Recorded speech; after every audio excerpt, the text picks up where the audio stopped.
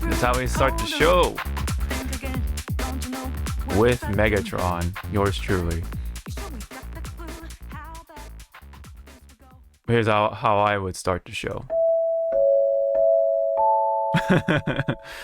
It's been a hot minute since I last played that one on an actual beginning of the show. But anyways, yes, we're back for. Oh yeah, shit! I almost forgot to put it on Blue Sky. Post it on Blue Sky. Nice. But No, because I think these chips.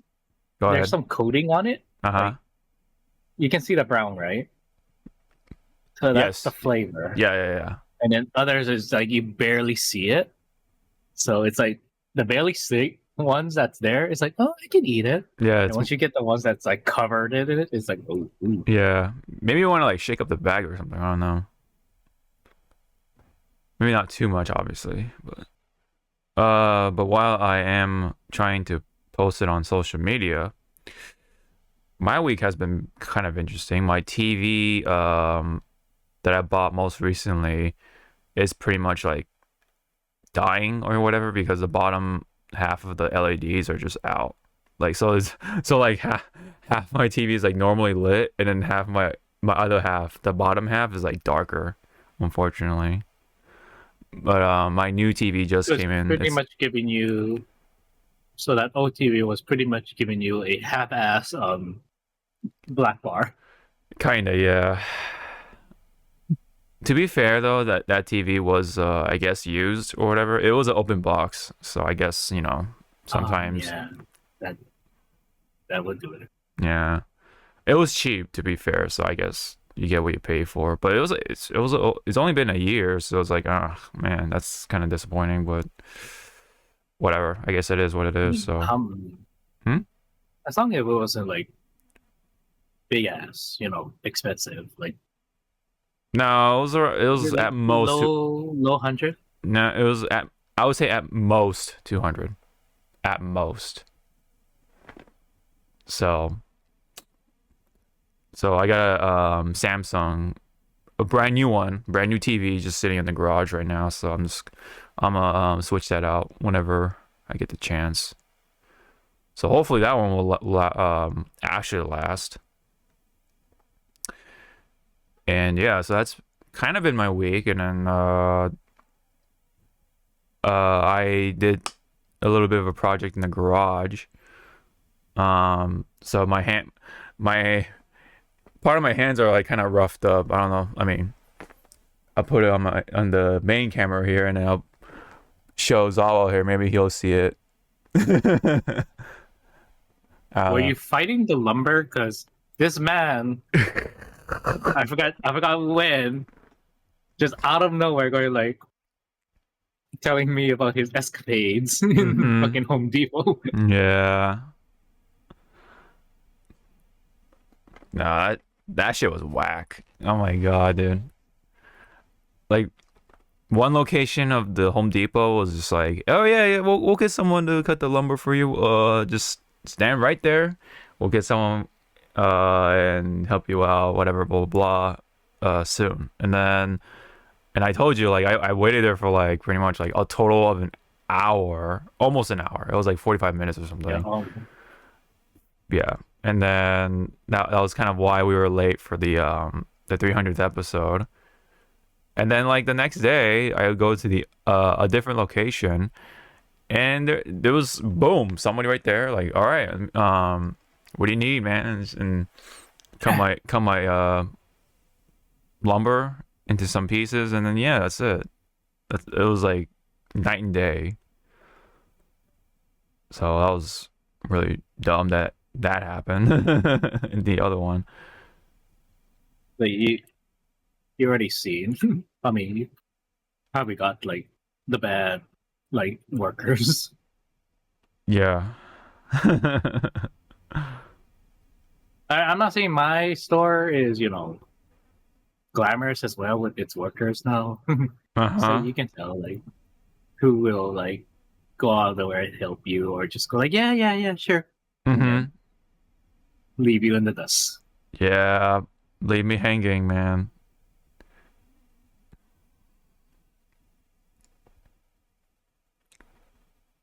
But that's American customer service for you, pretty much. But other than that, I got that garage project done last night. Um, but yeah, that's why my hands are a little messed up. So I put that lumber into use, and then I put the wood screws in there, and then this it was this hose reel, and then basically when I was actually mounting it, uh it's like a kind of like an awkward place, so you can't exactly like put a um like a normal screwdriver or whatever like straight in. You have to like angle it, so I had to get a socket wrench, and that barely like fit at times unless you like angle the fucking thing like at a certain position.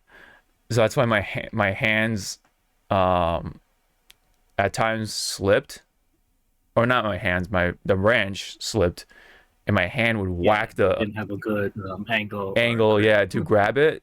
Yeah, So to for the teeth to grab the actual screw or whatever, or the well, yeah, I guess it's a the head, the head of the the head of the screw. screw, and then when you there were times when I turn it, it slipped, and then so my hand hit the fucking lumber enough times to where it scraped my knuckles. So yeah, I thought I'd be like, all right, I'll it'll be it won't be too bad, and then after the fact, I whacked my hand that many times. I'm like, yeah, I should wear gloves.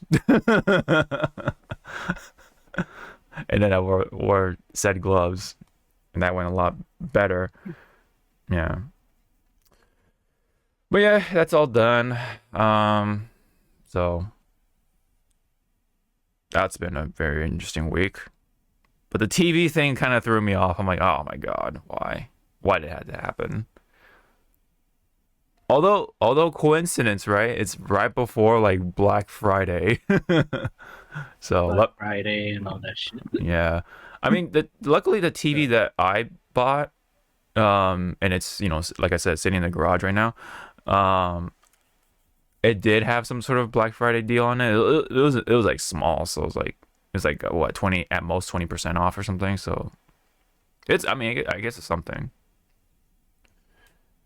It's a Samsung 43-inch DU 7200. So if anyone wants to look that one up, then that's the TV. Regular LED, whatever. No OLED. I heard OLEDs are like, yeah, they're the latest and greatest, but they have the infamy of having screen burn in. yeah, Yeah, and also like OLEDs are still expensive as fuck. they are. They're like twice the price, pretty much, if not more. Like you might as well buy those fucking TVs where it's the individual screens that you can Mm. plop, just pull off and then move. Mm-hmm. Like you might as well do that if you want. Yeah. Yep. And then does your new TV have a what's it called? HDR? Oh yeah, I should. Let me see. Yeah, I'll in fact just bring it up right now. Samsung 43. Is it DU? Yeah, DU 7200.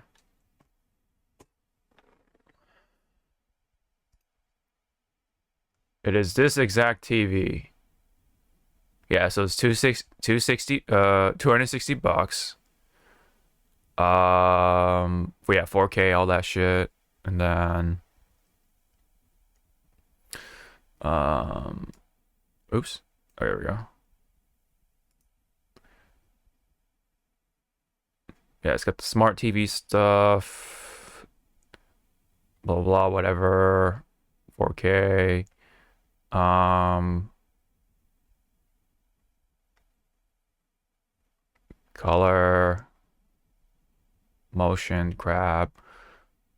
HDR, there you go. Right there. And I guess it has some sort of a yeah, it has some sort of compatibility with their soundbars, so that's neat, I guess. Processor thing, and then yeah. So Right? it should be a solid TV for the price. So that this should hopefully last me a good amount of time. Is your TV Samsung? I think I remember you telling me about that. Yes, it is. Okay. And you've had that same TV for how long?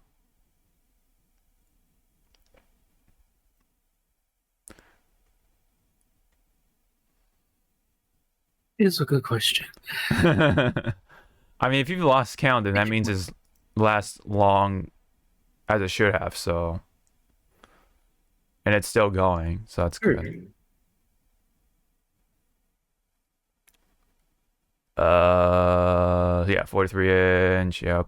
Um HDR HDR 10 plus, it supports it, so that's good. 4K upscaling with whatever, I guess AI, blah blah blah. When did it come out? When did this particular TV come out? Does it say? I'm not sure. Let's go back. Blah blah blah. Oh, I had this TV for 2 years. Oh, 2 years. Okay, okay.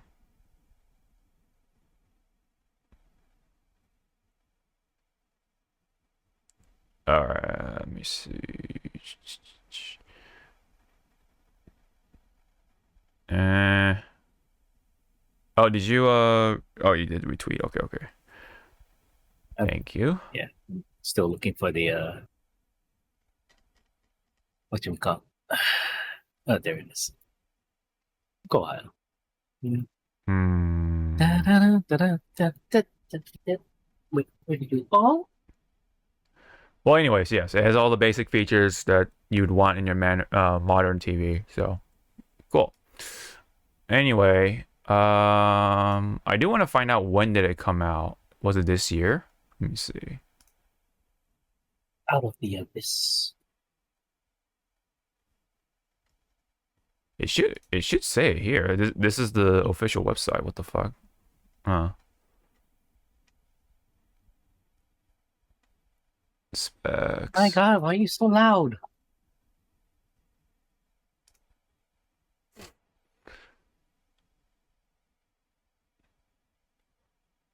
Yeah. So yes, basically that's been what's been happening with me. What about you? Anything worth bringing up for this week?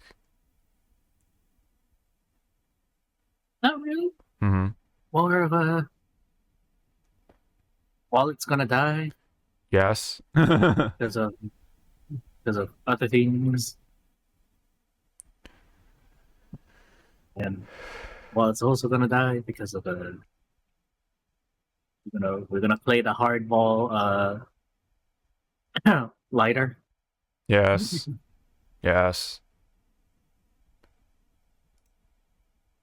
Like I only have enough for 2 10 pools. And then the rest is gonna be like, The singles, right? Or whatever. nope, slap that card in. Yeah. All right. Well, anyway, I guess that's not that important. But anyway, so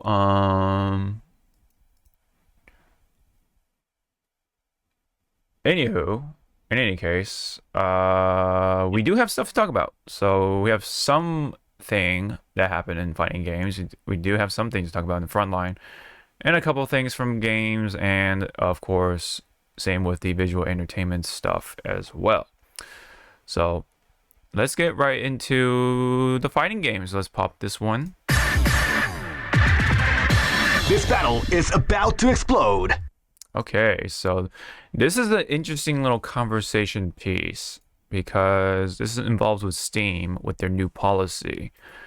Apparently, they require now to basically make it so that customers understand what they're buying, right, for a game. So you can't like just have anything hidden anymore, or like, oh, these, like question marks or whatever, right? So they're pretty much doing. I forget which Walmart been doing that like a lot. mm, Like the Walmart, I forget which Walmart that was like leaked, full on leaked out like certain games, and like, oh shit, pull it out. Yeah. So they have to be so the seller has to be basically upfront with what they're selling. So what that does in the long run, I mean, it sounds good for like a lot of things because now you know what you're buying, right? But it does take away some other things. That does come at a cost in a way. So Maximilian, Yeah, big, Maxi. yeah, good old Maxi, Maximilian, dude, chimed in on it, saying that the era of fighting game silhouettes has officially ended. Amazing run for Broccoli Man, pretty much, yeah, because that does take away from the whole sort of surprise aspect when it comes to DLC, right? Like, with especially with fighting games, and I'm sure like a number of other genres have practiced this, have characters be hidden behind like black silhouettes, right? And sometimes they're just blobs or they're just squares, right? But some of them like to play it up and have actual character shapes, right? And with the black silhouette over it, so you can kind of get an idea-ish, right? So maybe there is a loophole-ish, but maybe it's not a good enough loophole.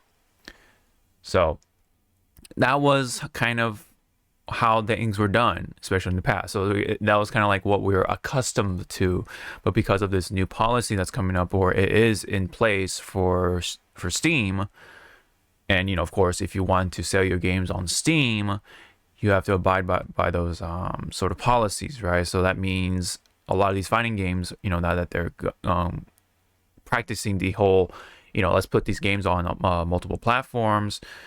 Yeah, they have to abide by that. So they cannot do, most likely cannot do these silhouettes anymore in the future. So that means, whenever they do present the DLC, you have to, be upfront about everything, right? So you have to show everything in that very pass. So that way, yes, the customer knows what they're buying for their game. Yes. Do you have any comments thus far? Yeah. Okay, so the comment I'm gonna go right off the bat is like, who's the one bitching about this? Going like, oh, DLC characters, it's not the one that I wanted. It's like, sorry, it's either popular road or a new character. So that's my question. It's like, who was the one bitching so hard? The second one would be like, to me, because as you say, we're accustomed to this. Mm-hmm. It's gonna destroy like the hype pretty much of the next. So I am not gonna be surprised if like Tekken in upcoming future games for Tekken, Mortal Kombat, all of those big fighting game names just pull out of Steam because they don't want to lose that hype to get their customer ready for like the upcoming DLC pass. Right, but now if they're gonna do that, then they're gonna get some backlash, right? Because now they're gonna get completely cut off that. That stuff. But again, it's like, to me, it's like, okay, so like there are some DLCs, like show us what it is, like a roadmap and stuff, but for like character wise, if we sticking to just fighting games, I don't want to know. I want to theory crap. I want to go full on like, okay, because of this guy didn't show up for the last 3 games, he has a definite in because of this, and because of he was in the that little segment in the story, just right there, standing there and sniffing paint. He's in. It creates conversation. It creates engagement, right, for that game. So it keeps the game going in a way, in terms of like how long it will be in people's minds before we hear the next update about said game. So obviously there is a lot of merit behind this whole surprise and hype thing behind it, right? For these types of games. But, you know, there's also good sides for not having these surprises, if you will, because now you know what you're buying exactly. You know, now you know whether to make this decision or not to make this purchase, right? It definitely works better for other products, right? Obviously. Yeah. But yes, not all plans or schemes or whatever you want to call them work out so much for other kinds of products as much. Yeah. Yeah. One structure does not translate well to another, like, already made, like, structure. Yeah. I mean, I could see, like, let's say Tekken was gonna do another season pass. They can full on show the roster, but what if they don't show the release date? Are they still gonna get slapped by Steam going like, no, you gotta show the release date for each one? Like, right. Okay, well, it says, I think, according to one person's interpretation, it says that, let's just read it. So, one of the most customer-friendly moves of the decade, Steam now will require games that offer a season pass to list exactly what will be included and release dates. So, they have to mention that. And if the DLC is not delivered, then a partial refund for the unreleased DLC. So, okay, so that's like, that'll be a very interesting situation to see play out. But,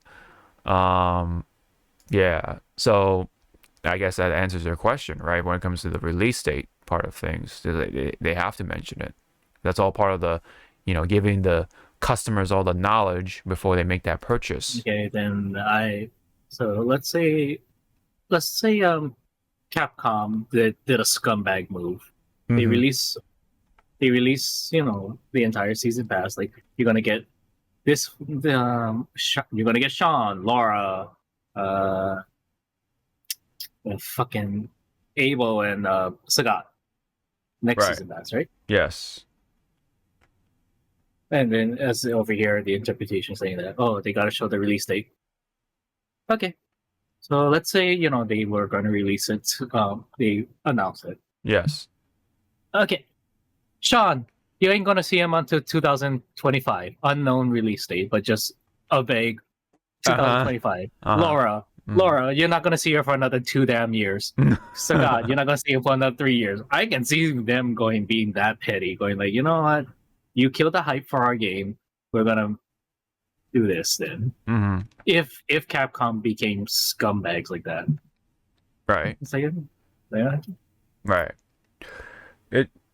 Because these things do take time. So for them to have to announce all the characters and stuff like that. It will make things a little harder to be like, we have these in store for sure and stuff like that, for you to see, for future news updates and stuff like that for this fighting game. So what I think will happen is not so much have a full season pass, but now be broken into parts, if you will, right?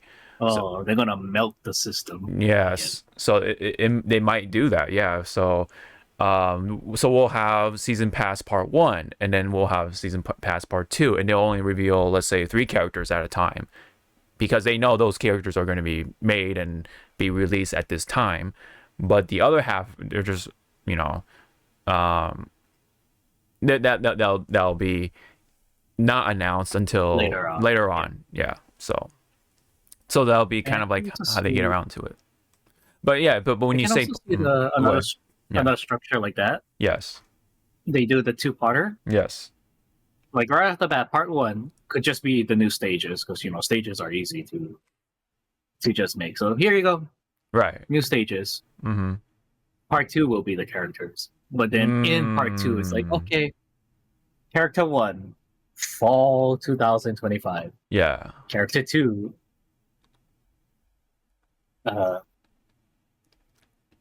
Spring 2026, and then character 3, winter 2026. So it's still within like what Steam is, because it seems like on paper they think they know what they're doing, but another thing is like, I don't. I think Steam don't give two shits about like hyping up a game or Mm-hmm. bringing. I mean, it will bring more customers to buy the DLC, but some people, They enjoy I'm not the. gonna say a majority. Mm, Yeah, they enjoy the mystery, but yes. I'm not saying that a majority, but there will be a lot of people if they just see like, oh, you're gonna get season pass, oh, this character, they're gonna immediately think, oh, they're right now, right? It's like, no, they're Well, not right that's why now. they gotta make it clear, like, oh, this character's gonna come out Yeah, this day, and then this yeah. character this But day. Yeah. again, like I'm not grouping, but there are Mhm. those people that are just gonna look at the character. They're not gonna look like, Oh yeah, I so mean, here's the character, and here's like yeah, release date. They're not gonna look down. They're just gonna be like, yes, wait, that's. where's the Well, yeah, character? that's definitely on them then for not Yeah, reading. that's on them. But then they're gonna make the bad reviews, and then Steam's gonna go after the fucking developer's ass, and it's like, bro, how Uh, big do you want the damn the damn thing to be? Do you want it like plastered in front of the character? kind of a. I mean, yeah. I mean, it's a bit of a hyperbole, but I guess that could happen. Yeah. But right. But It's always yeah. it's like kind of like a lot of what ifs. Yeah. No, it is for sure spawning a lot of like, what if this, what if that, like, what's gonna happen, right? Would it be like, right? But yeah, in my head, when that popped up the whole oh, part one, part two, because yeah, they're not gonna know when these other characters are gonna be finished or be mostly finished to be announced, right? So that's why they're gonna have to, yeah, But that's also the bad thing too. They show all the characters and they show the release dates. mm-hmm. But what if they miss the release date mark? Right. That's Because why that is why that's why I'm theory crafting the whole part thing, the season pass being broken into parts. That way they can announce part one and then they'll leave part two for later on. yeah, no. I'm like, yeah. I'm talking about like that. Let's say I almost said Miles Morales. Mm-hmm. Sean was supposed to come out this month. Mm-hmm. He missed his release date mark, Right. and he comes out next month. Right. So even after the fact, okay, so yeah, that's likely going to be rough. Yeah, that's going to probably be a situation where yes, we'll probably see the partial refund or something like that. Yeah.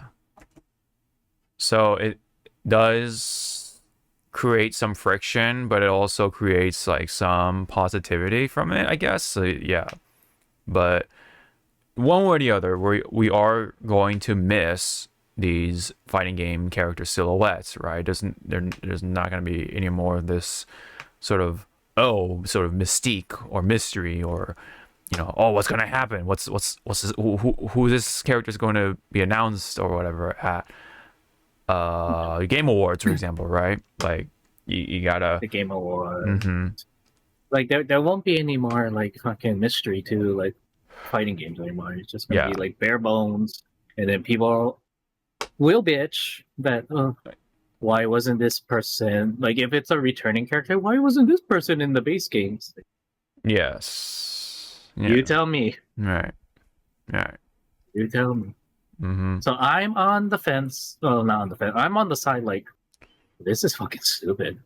Yeah. You're just gonna kill the hype of a fighting game. Yeah. Characters. Yeah. Let Gabe fucking do what he wants to do on Steam. I just thought of this in my head. So it could create less incentive for people to leak stuff at this point. Because now you know everything, right? It's in a way, but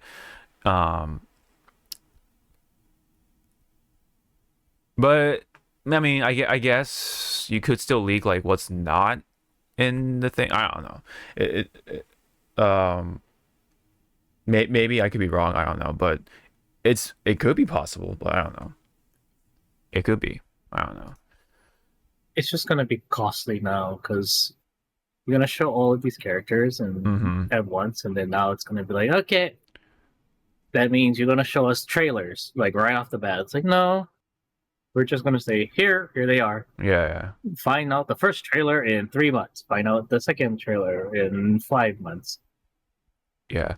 Yeah. I mean, going back to the dividing the past into parts, it could be worse and actually just have them announce the characters one by one instead of the whole pass. Like, you know what I mean? Yeah. They're just not gonna say it's a season pass anymore. And they're No. just like, It's just individual stuff, and maybe it'll give them incentive to price them a little higher for each character, so that way, you know, they can kind of like get a little more green out of it, right? Maybe. Oh wait, let me see. Which might be like that. Okay, so maybe there is a silver lining, or there is a bit of hope. It says the information about the content in the DLC doesn't need to be detailed. Simply new weapons or 2 new weapons is acceptable. They don't have to list the exact weapons. So maybe that little bit of hope could mean like, okay, so they don't have to name these characters, right? To be exact, they just have to tell them, oh, you're gonna have 6 characters or whatever, but you just don't know what. Pretty much what Guilty Gear is doing right now. Yeah. Okay. Yeah. So. Mm-hmm. So maybe. Okay. So maybe it's like Guilty Gear. You guys are safe. Yeah. All right, your turn. Street Fighter. Yeah. So maybe. Yeah. So I think we are safe-ish for the most part, but they may probably have to like take away some mystery or something. Like, I don't know. I mean, I guess for like the parts that work, Mortal Kombat X, their silhouette was pretty nice, but when we go with MK1 right now, they pretty much just show the entire like season pass. You're right. Yes. Didn't show release days or release months. Mm-hmm. Until like what later a bit. Going like, okay, here's the next one. Mm-hmm. Street Fighter. I'm trying to remember how they did their season. Mm-hmm. Wasn't it just like season pass and then one by one they were like showing like the characters? Yeah. So okay, so I guess overall this little bit is a bit of a misconstruing or misunderstanding. So maybe we are safe from the silhouettes or whatever, or we can still have our silhouettes, but it just has to say, okay, we have 6 characters released in these months or these time windows or whatever you want to call them. Right? They just have to be maybe a little more clear on those things instead of just like who's next, right? They have to say who's next to be released, blah blah blah blah blah blah. You know, like this little tiny text or something. Which might look stupid, but yeah, I mean, if they have to abide by those guidelines, then yeah. So I love Mr. McIntosh's little fucking. Oh, Mr. McIntosh. Yeah, little fucking comment about Max is like, you realize Max is in the industry, right? He can pick up a damn phone and call any of the headquarters to get information, right? He just cannot blurt the whole thing. So, I mean, Max is still human, so he still can make mistakes, human, and he'll make mistakes. So I think this is a bit of a mistake on everyone's part, not just him. Like even I didn't catch this either until now. By the way, thanks to Jump Beat Shoot. Yeah. Jump Beat Shoot. Well, try going to that one, the Moriarty. Moriarty? Yeah, the tag post. Okay. That one. So that's one.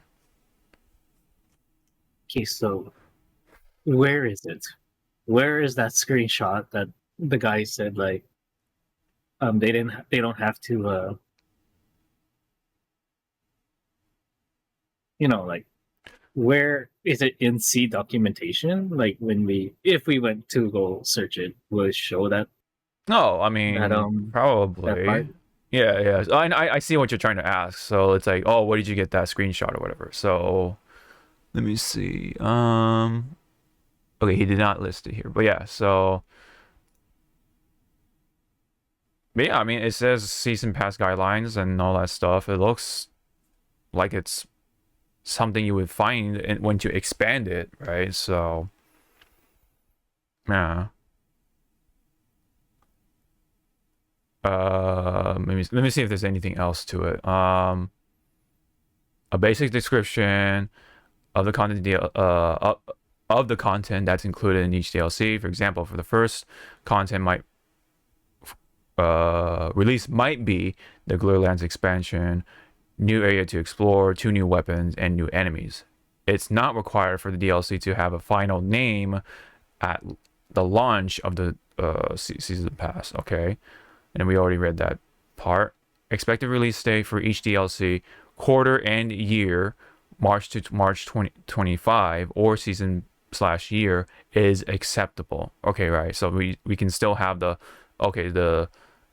vague time window thing too.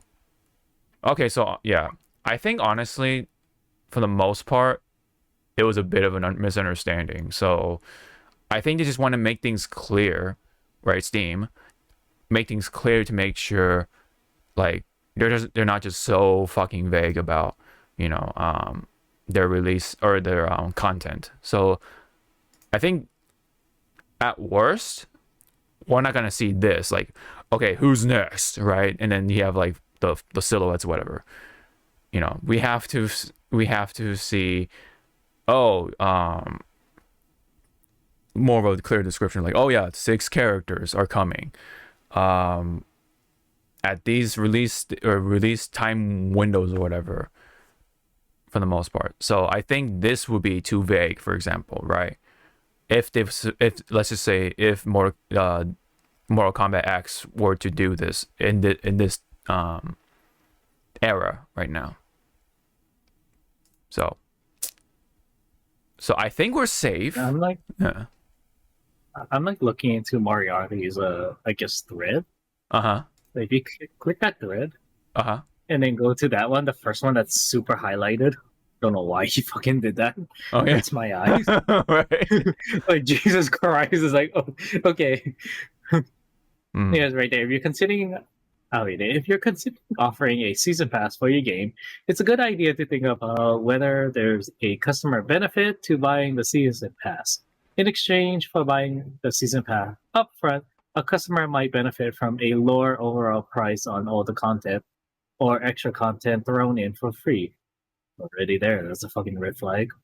Without a benefit, customers won't have much incentive to purchase a season. So yeah, now that's another big what if. Okay, here's the season pass of these upcoming characters. You're probably gonna have a good handful of customers going like, "Oh, I don't want to pay like $30 for that. I want to pay only for 5. I don't like playing these characters. Right. I only want to play this one character and have this one map." Mm-hmm. So yeah, right there is already a red flag number 1. Dude, it's gonna have those customers. Mm-hmm. Mm. And then there was another one that they were saying like, which brought up like the timely stuff. Was like, what if they were like a week? Is it this one? Or okay. Yeah, right there. If you aren't ready to clearly communicate about it, right there. Second. First paragraph's last sentence. The launch timing is a commitment to both customers and Steam. So what if you're like maybe a week late? Uh-huh. Then what? Mm-hmm. Customers are going to get an automatic refund? Or I think it's a partial, yeah. Because so maybe you were 1 week late? Mm-hmm. I don't know, yeah. Like, that's probably going to be a case-by-case basis. So, let me see. I'm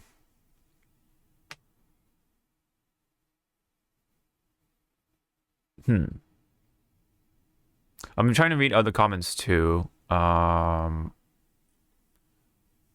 I'm reading the comments. All I'm reading, like for the first well, after the big paragraphs are Valve, W for Valve, they winning. It's like, okay, thanks Yeah. for putting your 3 cents. Mm-hmm.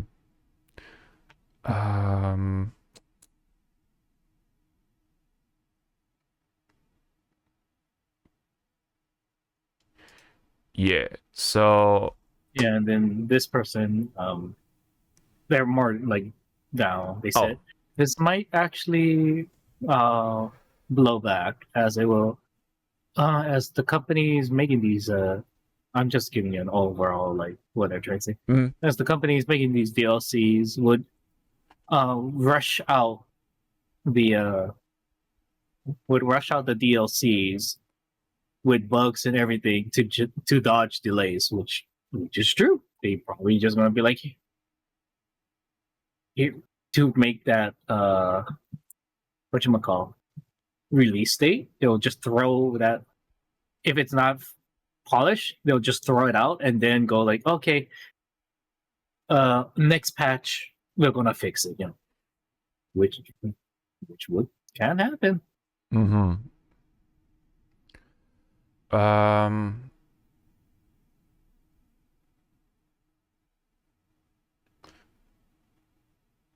Yeah. Okay. Yeah. Somebody's even said it. Yeah. The current Guilty Gear season pass does it, and I thought it was cool. So yeah.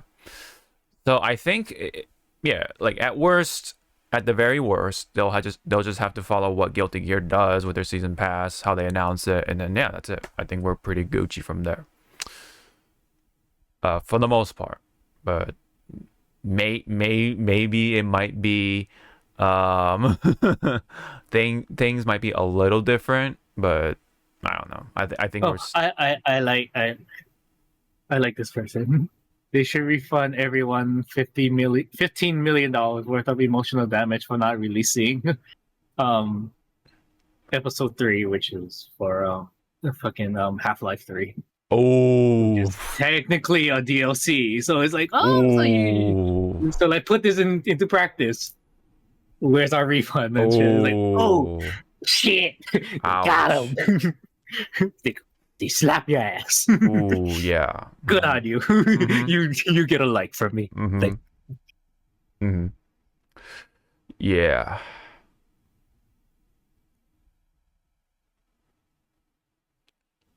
Okay. I think that should okay. Go ahead. I guess they sorry, last bit on this. Okay. I guess what companies, fighting game companies or companies in general that's gonna do this new stuff, they can sell the DLC pass, show everyone, but probably they're gonna try maybe do what I think it was the DOA 6 when the base game went free, but it was only like a little bit characters, and you pay like I think it was like $5 or $10 per character. Just in if you only want to play that one character, you just pay. But then again, it would defeat the whole purpose of the season pass DLC, or you be that 1% like me. You just wait for the ultra mega collector's edition. That has every DLC. Right. Known to man. Right. Yeah. So I think we're Gucci for the most part. They just have to be a little more clear up front for the in the artwork or maybe whatever the fucking image they put out. I think they have to write it then and there of like how many characters you get, when they'll be coming out, estimates, right? That's that type of stuff. But maybe they have to be a little more strict, right, with when they launch, right? So they have to make sure they actually launch around those times instead of like, oops, that type of stuff. So I think we're pretty good on that for the most part, hopefully. So we know what's Gucci for sure is, speaking of Steam, right? Virtual Fighter 5 Revo is launching on Steam this winter. So they came out with this little cinematic right here. It's about 2.5 minutes. Okay. Let me just make sure the...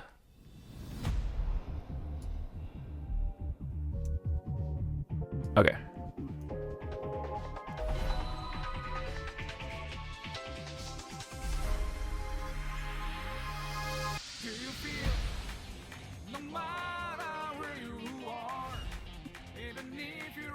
Interesting song. Pie Well, you chat. didn't want to hear Mr. Blue Sky play? Well, not like that, but I know. I mean, I'll laugh my ass off if they play Live and Learn here, and they'll be like, "Why aren't you in it's Sonic?" it's Sega, so why not?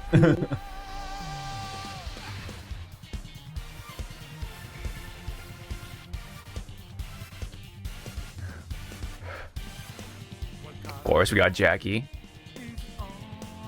Jiki, Yep. old man. Yep.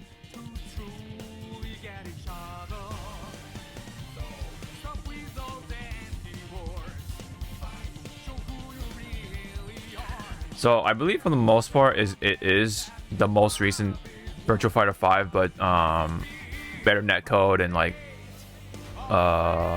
better lobbies. I think we have the description first, so we can find out in a bit. But yeah, but it is nice to see, like, you know, Virtual Fighter getting that attention, and hopefully new players can be like, oh, you know, especially on Steam. What is this? And it's like, well, for new players, do not go into this game thinking it works like Street Fighter. Oh yeah, like Do not. going straight forward, you know, very straightforward. No, it's a very pretty deep. This game is technical as fuck. Yeah, pretty deep. You will learn hard.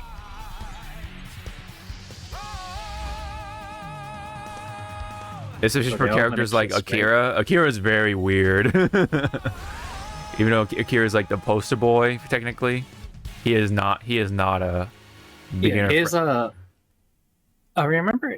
I think it's his 1, 2, 3, where it's like 1, 2, and then his shoulder. Yeah, that's shoulder. Yeah, like that. That move. The Yeah. shoulder check. Yeah. That thing feels like you're doing fucking King's. Well, to me, King's 10-hit combo, and I'm like, did I do it? Nope, you missed a button. I see. Yeah. Oh god, I'm done. He's like, I'm done. I kind of hate doing the 10 hit combo thing in Tekken. The timing is so weird.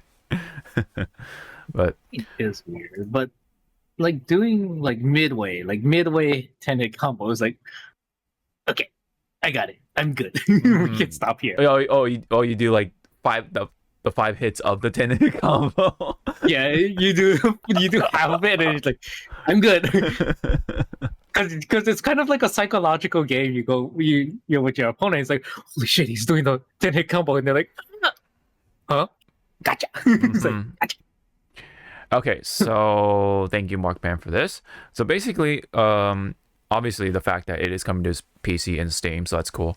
But the new update will include the rollback netcode update, and then also 4K support, 60 frames, and character balance patch adjustments. So, and then it says more. So probably those 3 are the main points: balancing, and then the 4K stuff, and then the netcode.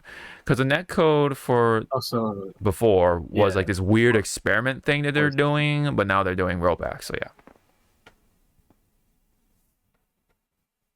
Also, the second bullet point, up. It says up to 50 frames Or 60 per second. frames, It yeah. doesn't say it is locked. It says Yeah, I up to, mean- so you're gonna see the dips. Yeah. Especially at 4K. Yeah. But if it can run consistently at 60 frames at 4K, then it's like, whoa, right? That's pretty cool. That's a nice little tidbit, right? But either way, So now the question is, because now they have a new life to Virtua Fighter 5s pretty much, yeah. or Virtua Fighter series. Hmm. Are we gonna see Akira in Street Fighter or Tekken? Ah, right. So, well, we know. I think we already know that. It's been known. Excuse me, I should say that Virtual Fighter 6 has been talked about by Sega. Yeah. So it is, yeah, probably Saga. possible. Saga. It is possible. Yeah. The Virtual Fighter character can definitely be a guest character for either of those fighting games. If not, let's say like Guilty Gear to be funny, right? To just have to kind of like spice it up a little bit too. It would be pretty funny, but yeah, seeing. I mean, they can if they were going to put a character into Guilty Gear, Dural might make the cut because it's pretty much like that. Dural is the black thing. I forgot what they're called. But yeah, they could put Dural and just have Dural pretty much be like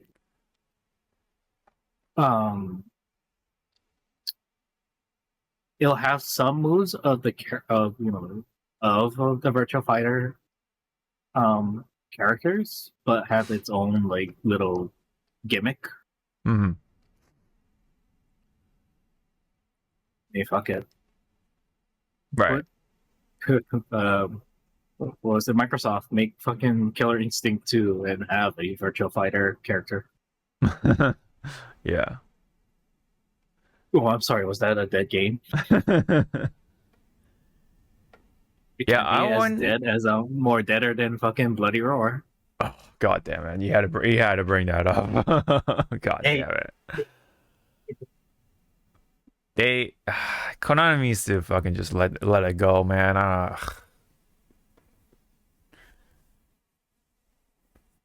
Feel fresh. I know. Oh man, you have the quote unquote latest one, PS2. Yeah, I don't have the GameCube one that came before it. Because Primal Fury? my cousin Yeah. stole it. Yeah, my cousin stole it. I think I have mine somewhere, but yeah, it's been so long since we had a Also, proper how brotherly you can war. tell that I take good care of this. I still have The manual, yeah, the manual and the disc. Damn, look at you. But it would be so funny. Mhm. The disc wasn't Bloody Roar, but it was like something that was like, haha. What if it was like not even Bloody Roar, it was like blood what was it? Blood Rain or something. Oh god, oh damn, he got save the earth? Damn. Yeah. Jeez. Good This was locked in my closet. I don't know why Godzilla was in the closet. Maybe because he didn't want people to know that he and Gigan were a thing or Come out of the closet. I don't judge. I don't judge. I'll be like, Just thumbs up and everything. you do you. Yeah. You do you. You do bring up a good point though. It's like why Virtua Fighter 5 and then not also doing it for Dead or Alive, where you think Dead or Alive would be more relevant just because of the fan service and the costumes, the skins and the women, right? But The women. Oh well, DOA is because it's much for sex appeal and boob physics. mhm. I'm still waiting for the whatchamacall, the male version of Extreme Beach Volleyball with physics. Yes, physics. On the Fast physics. on the volleyball, right? On the volleyball, right? Yeah, on the Yeah, volleyball. Yeah. Emphasis on ball. This thing still works. Oh, the memory card. Oh wow, you have the memory card too. Damn, memory cards. Man. Yeah, remember, kid? Well, for you youngsters, This shit was $25.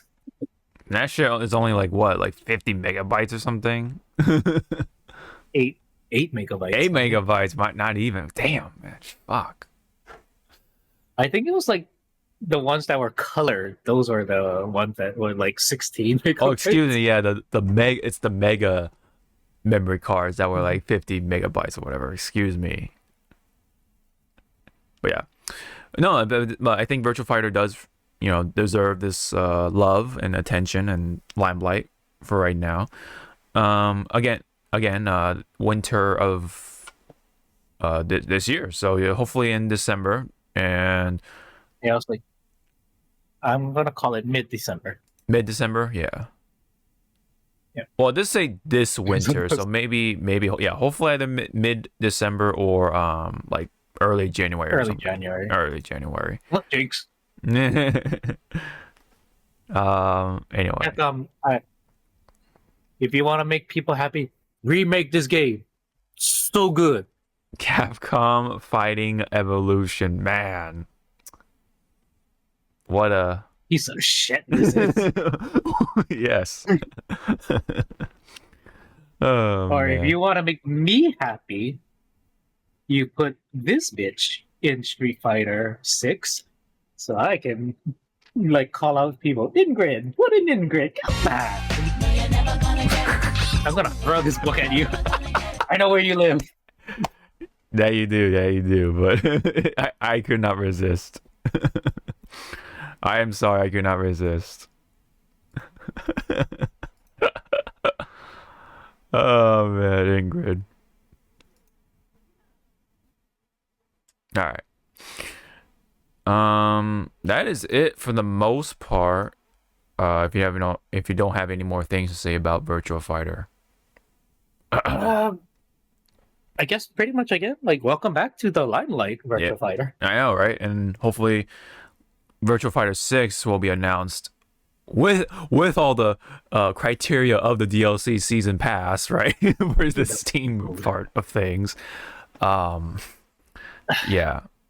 Hopefully it'll be announced soon enough. So Yes. all right, let's go to the frontline news. Where's the sound effect? There we go. And I was like, hit it. Yeah.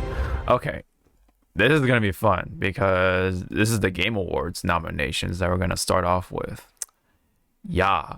I already hate it. Yeah, okay, yeah, I understand because as we talked about last time, they implemented the DLC for all of the categories, not just, Game of the Year or like DLC of the Year or whatever you want to call it, all of them. So that caused a stir in the gaming community, as I guess for the most part, it's like people say they don't take the Game Awards seriously, but then they get into these conversations or arguments. So it's like, are you taking it seriously or not? Right? So it's like, very interesting. I mean, when it comes to that, I think the Game Awards do have some sort of merit to an extent because it is a time to honor the devs and their work and all that stuff. So I think it is nice to have, right, to have these award shows to an extent. Yeah. But for the most part, we're here for the reveals when it comes to at least Jeff Keighley's Game Awards anyway, But yes, it does come with the bonus of honoring the devs' hard work and passion and creative sort of, sort of juices running in their veins, and having that coming to fruition, right, one way or the other. So in the form of gaming. So it is nice to celebrate that to that degree. But that being said, how they handled this time around is, I would say, questionable to say the least. So for Game of the Year, to start things off, right, already is very strange because one of these games is Balatro. I had no idea what the fuck Balatro was until very recently. It's an indie gambling simulator, right? And people were Okay. bitching and complaining about it. But it's funny because some of those people, right, that were complaining about it, they didn't actually play it after the fact, and they're like, "Oh, I was wrong," right? And that type of stuff. So it's like, very interesting, right? So I maybe there might be something to Balatro more than meets the eye, you know. So I mean, I still don't know what Yeah. it is, other than the fact that it's a gambling type of game, right? Simulator. Have you dove into this game or anything at all, or No, what? the only like indie game like that deals with cards Mm-hmm. that I know right off bat because I saw friends play it was that card shop simulator one, Mm-hmm. Okay. which is like hilarious because the people I was my friends that I was watching play it is they also sell cards like magic cards and they Mm-hmm. have their own online shop. So I'm like looking like talking to them. It's like you guys are just simulating like a what if a what if like scenario of what if you already had a card shop and you were selling cards and they're like, Mm-hmm. yeah, if I had the money I would have an actual shop and stuff. It's like, I mean, yeah, might as well just like play out your fantasy just Mm-hmm. to see how you would do it and stuff. Interesting. Yeah. I mean, I heard vaguely of the card shop simulator thing. I think Eris was like playing it or something. I don't know. Anyway, um, Balatro made it in there. You know, of all games, right? That were I released mean, this year. I think it's like for the game of the year they needed a Indie representative. yeah. Uh, but then you That, have, that's mhm, my theory. right. But then you have Elden Ring: Shadow of the Erd Tree, right? That's the DLC in question. Okay, so that, Because yeah, so because before reiterate everyone, every game in these categories have DLC put attached along with it. yes. Astrobot, I don't believe has one or DLC. I could be wrong. Palatro, no deal. We know DLC. Black Wukong, I don't think it has a DLC as of yet. I think it's Mm-hmm. just a pay as you Standalone. go. Yeah. Pay, yeah, standalone. Elden Ring, yes, DLC. Yes. Final Fantasy Rebirth, outright Square said no DLC for this game, even though it would be nice to have Mm-hmm. DLC. Mm-hmm. And then Metaphor, I Metaphor. still want to play that game. Right. Does it have a DLC yet or not yet? Not yet, I guess. Yeah, I haven't heard anything much about Metaphor. Yeah. Yeah. So So yeah, it's other than that, I mean, this does look like something I would expect from a Game of the Year list of this year ish, other than Balatro and uh Shadow of the Erd Tree. Okay. I mean, at this point for Bellagio, now I'm going back to like remember what was it like 2-3 years ago? Mm-hmm. Um, for a fighting game, Sifu was in it. So it's like, Yeah. now I'm turning to Thanos, going like, perhaps I have judged you too harshly.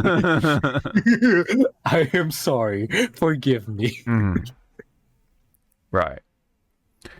I mean, there might be something to it for Balatro because again, like I was saying, like the people who played it after this was nominated and they were like, "Oh, I was wrong," and that it might have something that we're not understanding or whatever. Maybe there is something to this game that maybe yes, perhaps does have a merit or some sort of footing as a Game of the Year contender, along with these other choices as well.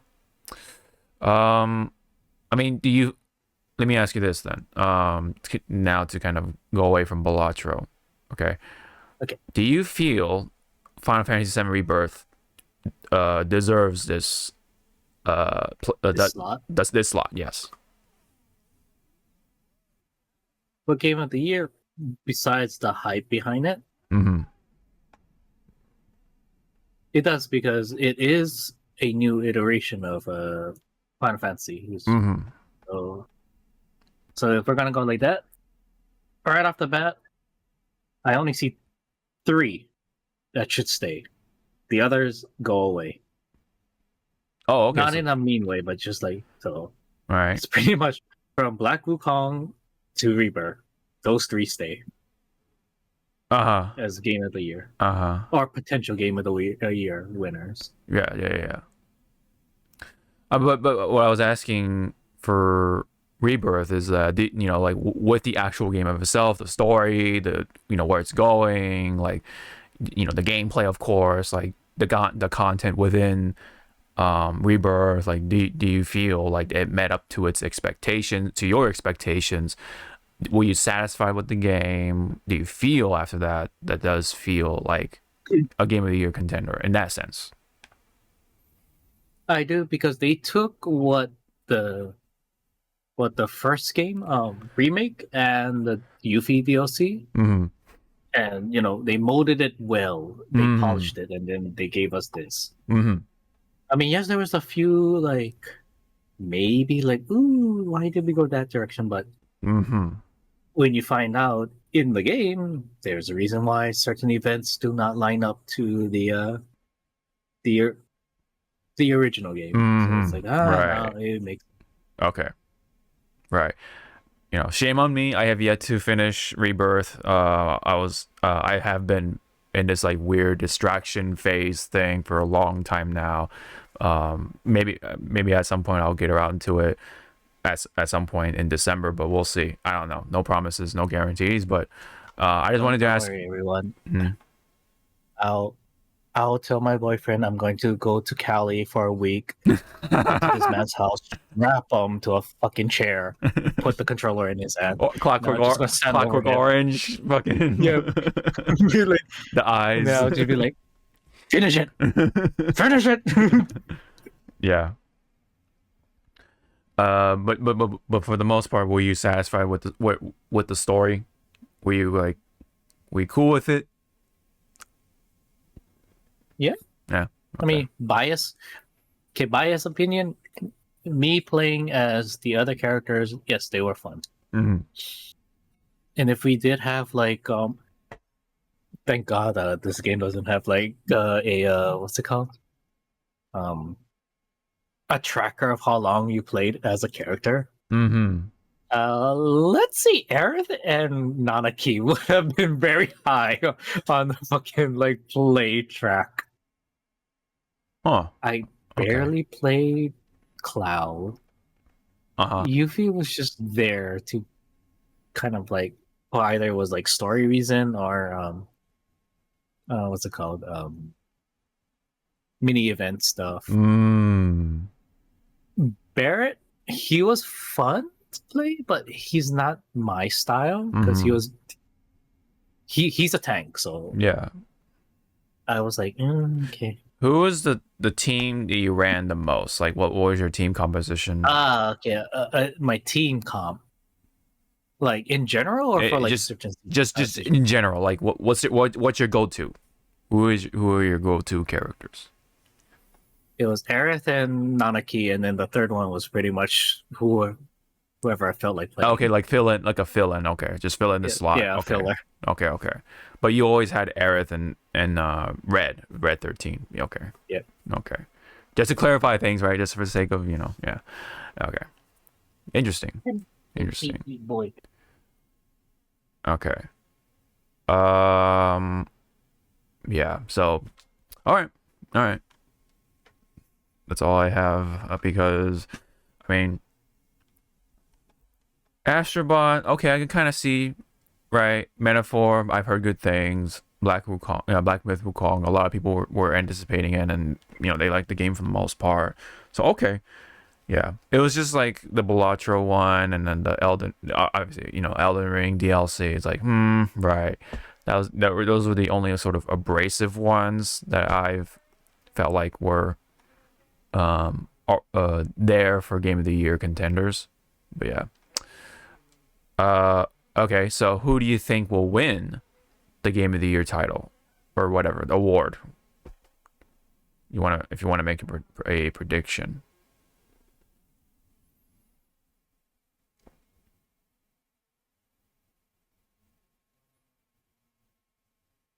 It's either gonna be Elden Ring or Rebirth. Interesting. Okay. But your personal vote will go to Rebirth, obviously. Yeah. Metaphor. Oh, is it Metaphor? You picked Metaphor? Damn. I know. After I don't want to play with you anymore. You fucking Andy with Woody put it into the trash can. No. I'm sorry, Rit. Yeah. I'll vote for you. You vote. Yeah. For. All right. I feel like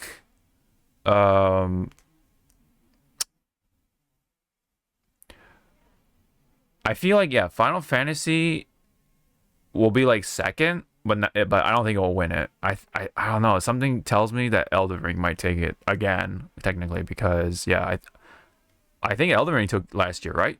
So I think it was Game Award. Oops.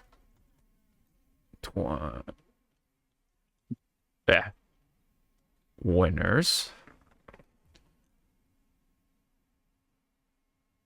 Oh, it was Baldur's Gate. Never mind. My bad. Interesting. Yeah. Wow. Okay. Take that. Not Elden Ring. Okay. Oh, it wasn't even. Okay. Anyway, never mind. Oh God, what was it? What was I gonna do? Oh yeah. Let me check 2022 just in case. Let me want to see here.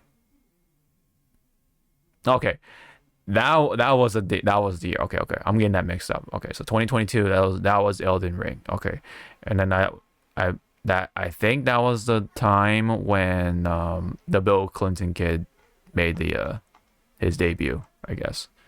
Well, Yep. Yeah. Well, quote unquote, I should say quote unquote.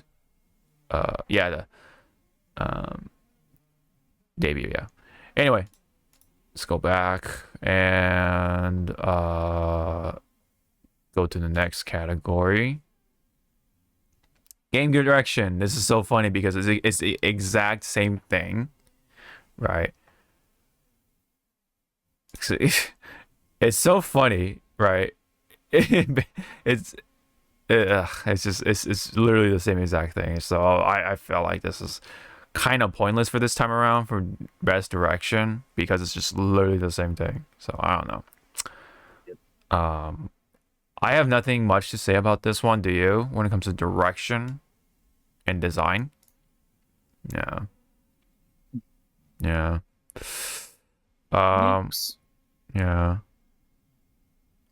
Like maybe Metaphor might win it. I don't know. Maybe it could be Black Myth Wukong. Maybe the dark horse might be Astrobot, but I don't know. We'll see.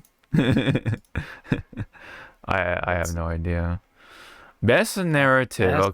So best narrative. This is very subjective. Yes, very subjective. Yeah. So it's like if you want if you like supernatural. If you're into supernatural and I don't know why you like that. Not self pity, but like self. What's that word? Not grievance, but kind of along those lines. Silent Hill 2, just for you. Okay. Covering. Well, Silent Hill 2 overall story is that you're kind of going through the stages of grief and stuff. So. So at the end of the game, sorry spoilers, but that's pretty much all the Silent Hill games. You pretty much come to acceptance. Yeah, that's your hurdle. Senua's saga is really good in understanding a person's psyche if they have I know it's a taboo word, but mental disorder. Right. Game is. Yeah. And it really, like, I tried Friends House, the first game. Mm-hmm. It is meant for you to play with headphones on, so you can actually Get the sounds and go through, Yeah. through what she's going through. Yeah. Metaphor, I don't know anything, so I'm in the dark of that. Yeah. Like a Dragon, you pretty much have firsthand like how good the narrative is. Yeah, it's one of those like if you play one game, you'll know all of them kind of like of how they do the story, and usually these stories are very highly entertaining and they're good. So, it's like What I can, what we can tell you is that the live action Amazon version has nothing compared to what Yeah. the actual game does. Yes. Yeah. So again, I'm not blaming those actors and actresses. I'm blaming you, director. Well, the writers too, writers and producers and all those other Yeah. people. Yeah. Yeah. I mean, why did that show me? Rebirth. Yeah. Rebirth. Yes. go ahead. Rebirth. We already. What has not been said already. But- Right. Yeah. So best narrative again. If you like redemption, or not really redemption, but acceptance, going through your stages of grief. Silent Hill 2, Mm-hmm. good for you. Right. Want to know a person's psyche and how they deal with it and whatnot. Senua's metaphor. I'm in the dark. You're in the dark, correct? With metaphor. I'm in the dark, and so. Yeah. I'm in the dark for Like a Dragon. He's not in the dark. He's actually running around with Ichiban somewhere in Waikiki. And I was about to get attacked by Majima on a pirate ship. Yeah. And then again, what has not been said? Whereas, well, yeah, it's Final Fantasy, so it's gonna have some sort of grandiose to it, and the big surprises, whatever, corner, left and right, type of stuff. Okay, so I mean, to predict who will win, probably Final Fantasy. I mean, my personal pick would be Like a Dragon, because I do enjoy these type of stories personally. Yeah. But I take it that you will pick Final Fantasy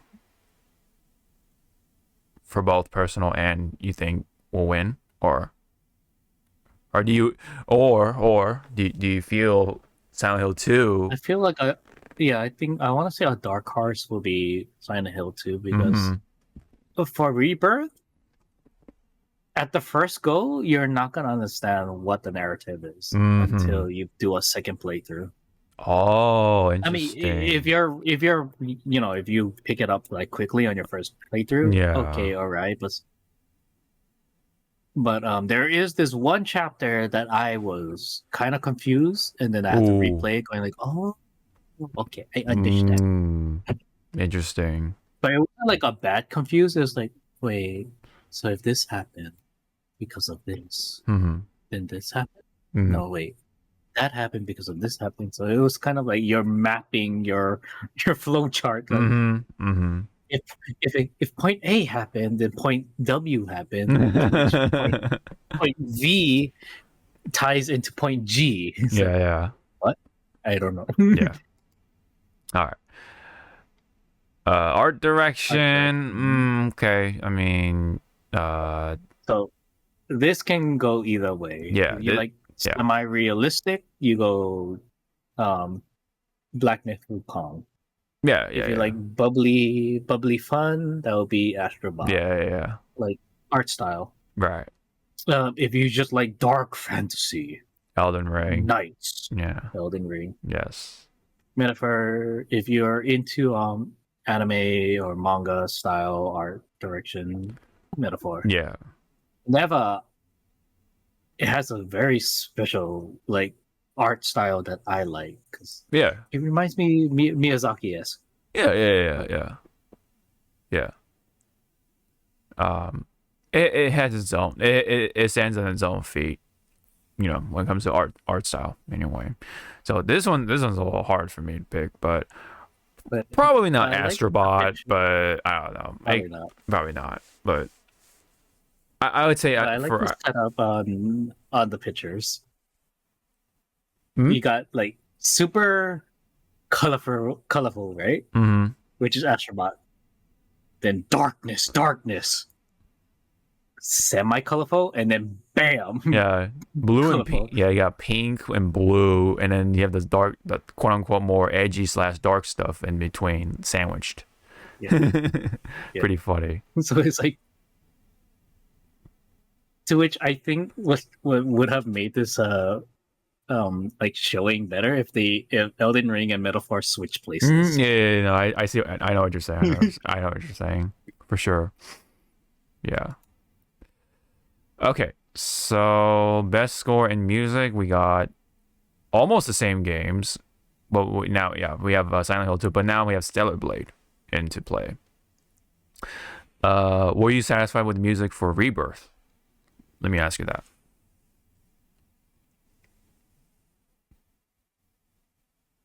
Excuse me, that ship is coming back up. Oh God.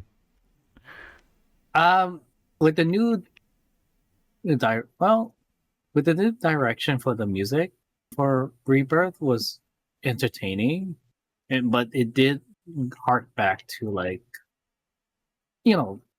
where it came from. Like Mm. it didn't stray away from the music, but it had its own little remixes in there, and then in those moments, it does bring back like the OG like sounding music to drive the narrative. So it's like, oh, okay, Mm-hmm. I like it. Yeah. I can't say not well with Astrobot. It's very lively. Mm-hmm. Yeah. Yeah. Metaphor. I'm gonna be ignorant. It's pretty much like every Atlas Persona game. You know, it's gonna have the J-pop or some sort of High energy like thing. high energy, because Persona is more jazz, right? Like Persona is a little like more in general, jazzy. Yeah, like a little more jazz and jazzy. yeah, jazzy for the most part. I mean, they kind And of well, cause also let's say 4 I think was a little more poppy, and then but then for 5 is more like disco funky and jazz and yeah. I haven't heard music from Metaphor, so I cannot like say like, oh, this sounds like say Christian music. Oh, this sounds like we're in church. Well, man, I heard that. Well, the meme from Metaphor, from what I've heard, is the monks, doing the. I don't know. Oh yeah, Yeah. yeah. So it's a little more monk. religious, right? So I imagine it's a little more religion themed soundtrack. I mean, A lot of like. if I wanted to listen to a religious soundtrack, I would just put on a fucking Final Fantasy X. That thing is so Oh yeah. religion heavy. Holy crap. Mm-hmm. Yeah. Which that's what I like about some Final Fantasy games when it does with religion. It kind of goes on that little tight wire going like, religion is bad, but it's needed. It's like, right. Silent Hill 2. I mean, any comment on that one? Silent Hill 2 is all about atmosphere, and that's where the score shines, because yeah.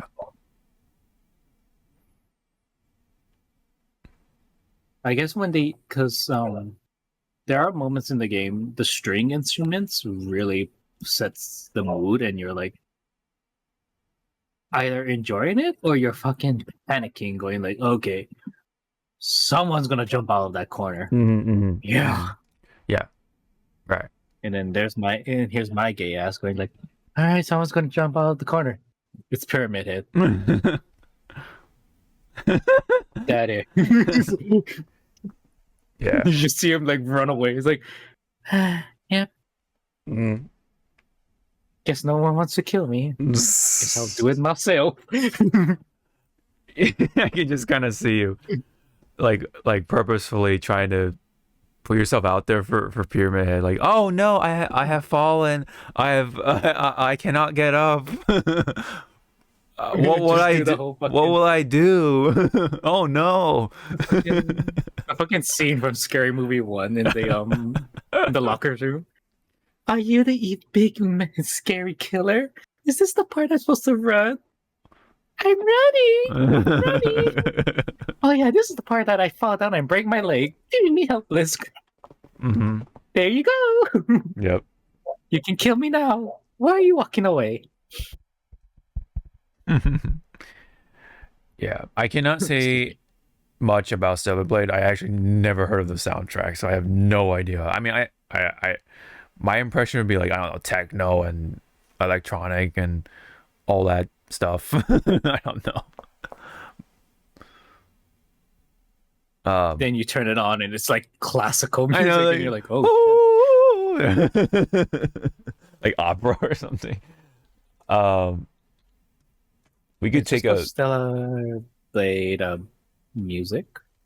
soundtrack.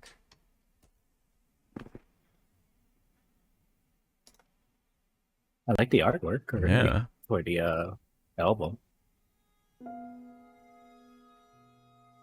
Hold on, let me just skip right into like 130.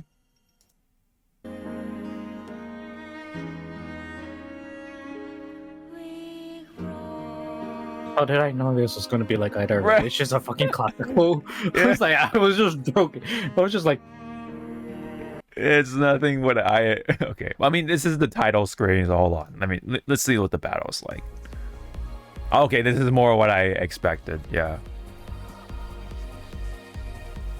Okay, and then see let's see. Oh, my mouse is going a little funky. here's my Hold on. glow stick. Yeah, I know, Here's right? my glow stick.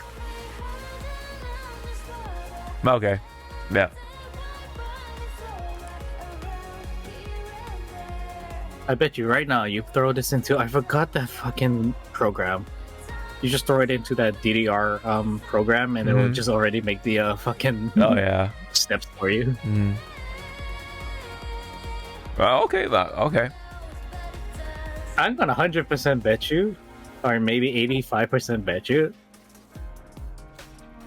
you would not, like, if you're really good in this game, you will not, like, the song won't last that long, so you won't They don't even know. hear They don't. They don't know sing- what. They don't know what it sounds. the singing part. You're just gonna hear the instrumental, and then you'll be like done with the battle. Yeah. Like, oh, fuck. They don't know the good It's parts. like, I see. I am let's see. sorry. Hold on, and then. Okay.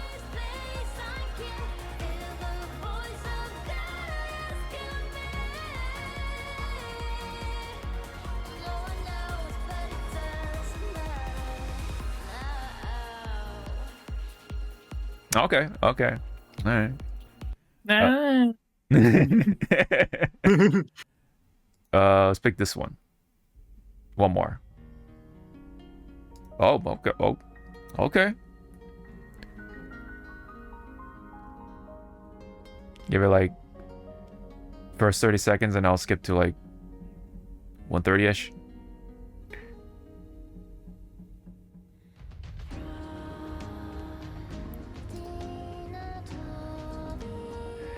It does. It does give me reminders of Sounds like near. Near. That's what I was just about to say. Autonoma. Yeah.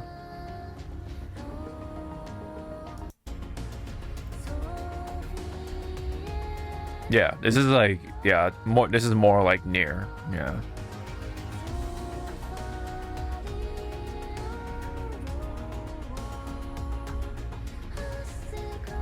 You know, now looking at Stellar, Mm. is that her name? Is that the character's name, Stellar? No, Eve. I think the character's name is. Looking at Eve, Okay, go ahead. give her pretty much make her look like Cosmos. Again, this could be another fucking Xenoblade? Xenosaga. Oh, Xenosaga. Excuse me. Yeah, Yeah. Xenoblade. Yeah. Yeah. Like, just make her look like fucking Cosmos, and that's it. Mm-hmm. Yeah, man, Xenogear, man. Whenever they get when are they gonna bring that back? Never. Right. Dead game. Mm-hmm. Xenoblade's getting all the love, but not Xenogear. It's like asking, hey, when are you guys gonna bring back fucking Project Cross Zone to Switch? It's like good luck. Or Dot Hack. Remember that game? Vaguely. Yeah, I remember the anime. yeah, the anime for sure. The anime and whatchamacallit. The other anime that you're not supposed to watch because of certain things happen in that anime. Involves children. I am talking about Legend of the Twilight Bracelet. That fucking anime. I love you, Reina. I know. I know my big brother is like, 911. Yeah. All right, so let's just gonna move on here. Okay, so audio design. I'm kind of laughing at Black Ops because I don't know. I mean, I guess they like hearing like The gun guns, explosion, yeah. Soldier B screaming, Soldier A saying, "Good job, soldier." Cover me. Grenade, 12 o'clock. Yeah, pretty much right. That's funny. So, this one's definitely another like hard to say kind of thing. I mean, I'm sure, yeah, Final Fantasy definitely. I know Final Fantasy has its nice fair share of like sounds and the stuff. When it comes to like in-game audio, I think the Dark Horse one would be Senua's because Hellblade, yeah. Oh yeah, I think Hellblade is a contender. Maybe Silent Hill 2 and then the Final Fantasy. But hey, man, what if Astrobot was like the actual sweeper of the awards? I would not be opposed to it. I mean, if he was the sleeper, and he won it won most of the some of the categories, I better see a fucking cosplayer or the company have like a The person mascot, the mascot, just like waddling his ass up to the steps onto the stage, yeah. Trips. Yep, trips. Yep. Like face plants, and you see Jeff just going like, "Do we cut to commercial or do we continue?" Yeah. I forgot for the music part. I wonder if the epic flute guy will be there for the what do you call that? I need to see him. Yeah. Again, like he was like the heart and soul of that. Yeah. Yeah. All right, up next for best performance. So, at least you have Brianna White from Final Fantasy Rebirth. Do you know who she played? Is it the Aerith? Is it somebody else? I think it's Aerith. Okay. I figured. See, I don't know why they did not write the character name. That's kind of dumb. I know. It's like you're going to be this. You're from this game. It's like, who does she play? But yeah, she's a Aerith. Okay. I'll have to look it up then. Okay. And then I'm surprised Star Wars Outlaws now makes into some category, but okay. I hope they do it like last year.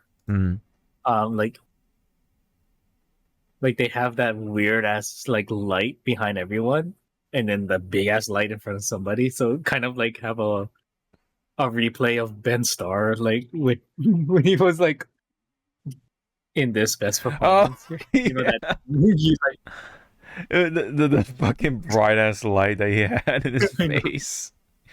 Yes.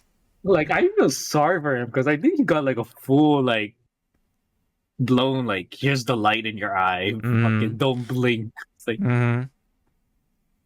but But hey, man, at least there are a lot of memes that came from that, so I'm pretty sure he got some kick out of it too. But I'm pretty sure he did not want that line in his face.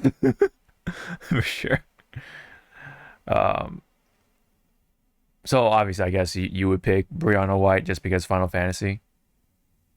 Or I'm guessing Luke Roberts is the main character for Silent Hill 2 for the voice. Um did you how did you feel about the voice acting, I guess, for Silent Hill 2, if you can comment on that? I feel like for the voice acting in Silent Hill 2,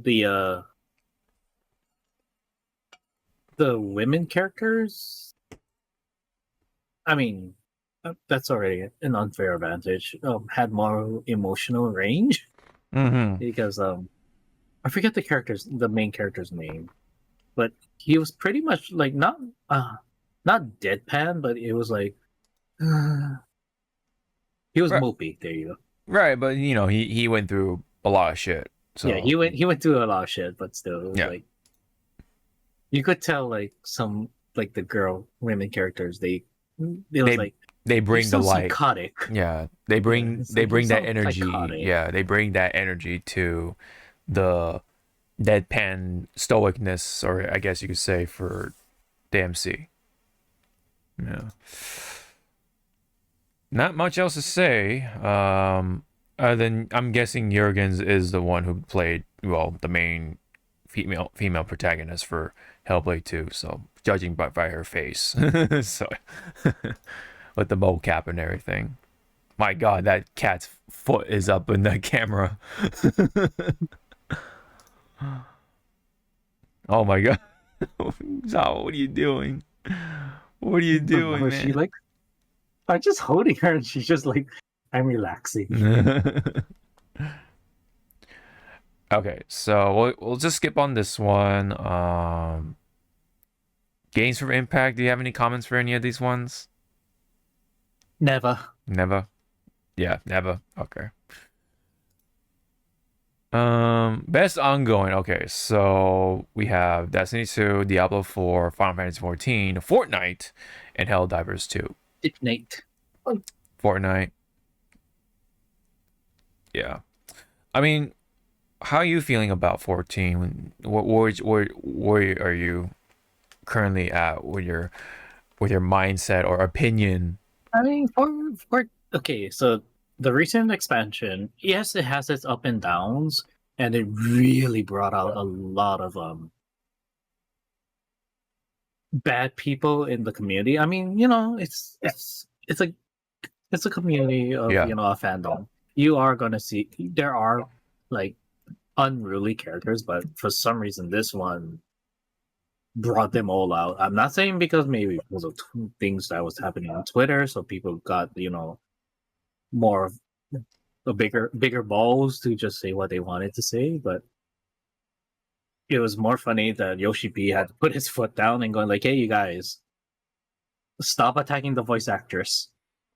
Mm. Attack us, the Mm. developers, the people that you know did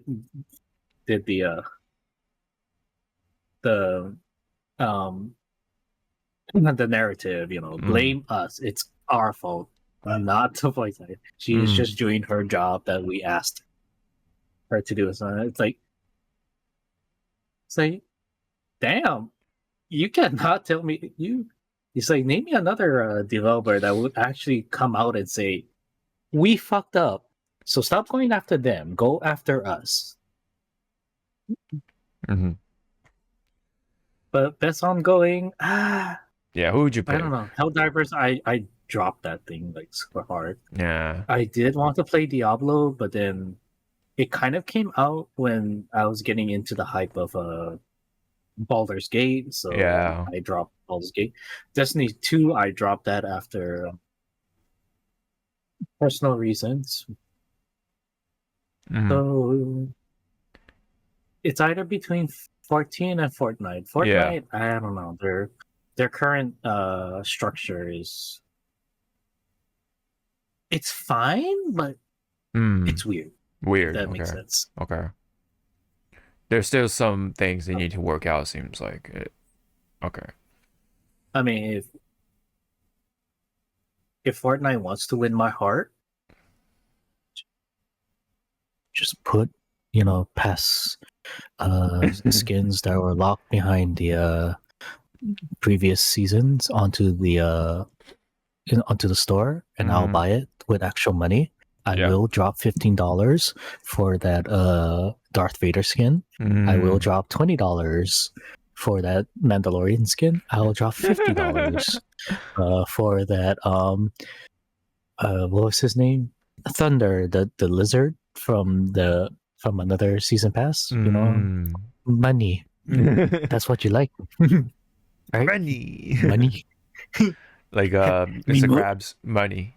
Yep. Money. Yeah. I mean, yeah, obviously, personally for me, it would probably be Fortnite out of these games, just because that's the one I know that's doing mostly right things with the content, in comparison to other BR shooters. Yeah, see. I like how you said that. Mostly, good content with the VR shooters. Best ongoing. Okay, let's highlight that. Best ongoing. Apex not on here. Yeah, it used to be on here, but now Overwatch not on here. Yeah, right. Hey, Apex. I think this list was made.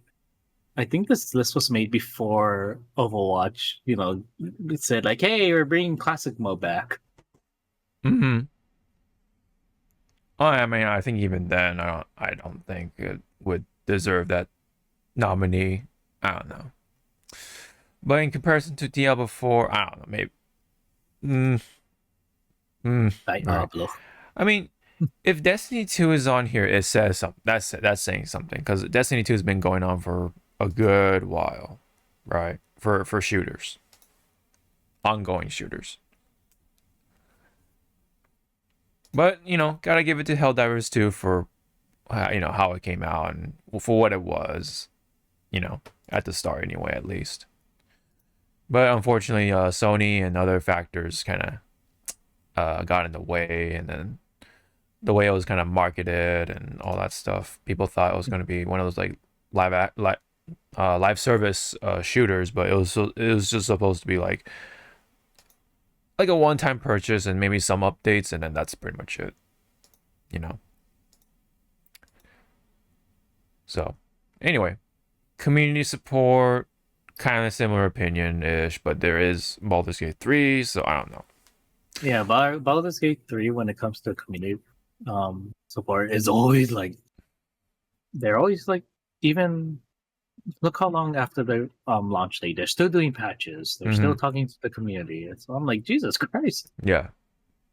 But it's also because kind of like, it's a bad thing.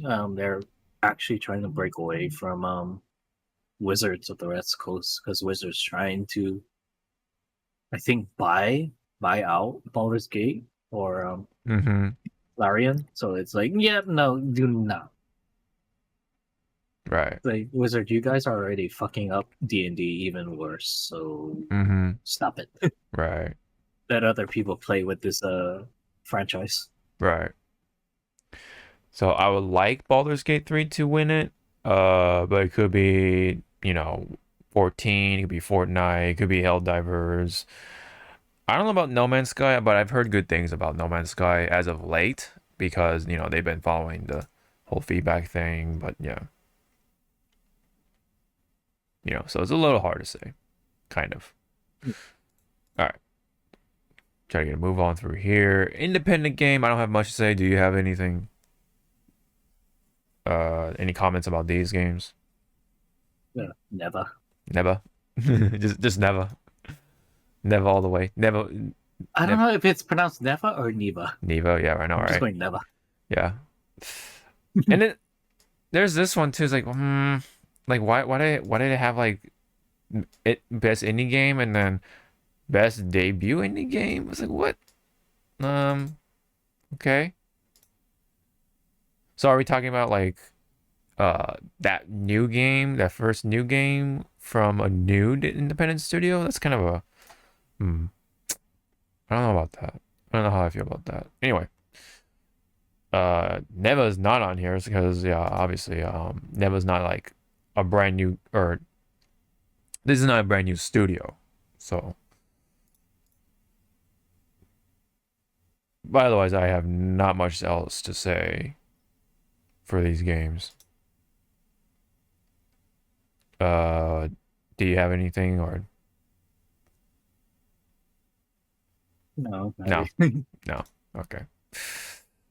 Ah, this is a more up our alley because best mobile game. So AFK Journey, Balatro, Pokemon TCG Pocket, Withering Waves, and then we have Zenless Zone Zero. Obviously, I voted for Zenless Zone Zero on my own account. Uh, you know, the game came out a little rough on the edges and stuff like that, and yeah, the combat could be a little better with I think it's still overly simplistic in my opinion. It could still use like, a jump button and like, some other stuff to it too, like, but for what it is, what it has, it's really good. With the presentation, the visuals, right? Fucking Billy's legs just like fucking jello like in one moment, and then like, but high adrenaline action cutscenes and another, right? you know um how are you feeling about Zenless Zone overall as of now? I mean, at the moment, I'm just logging in, doing my dailies, and then log the fuck off. Mm-hmm. And but for like the small character stories, they're enjoyable. I still need to finish Bernice's. I have to work on Burnus and then Yanagi, and of course Lighter's gonna come up, so yeah, that's inevitable.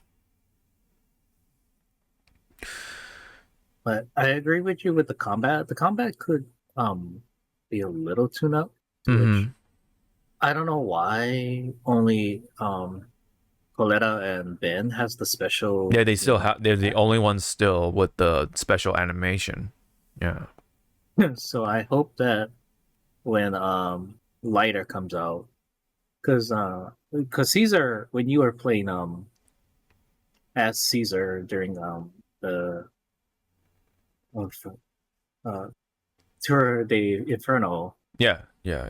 Lighter would always like show up after a few attacks, doing a downward strike and stuff. So it's like I hope that translates.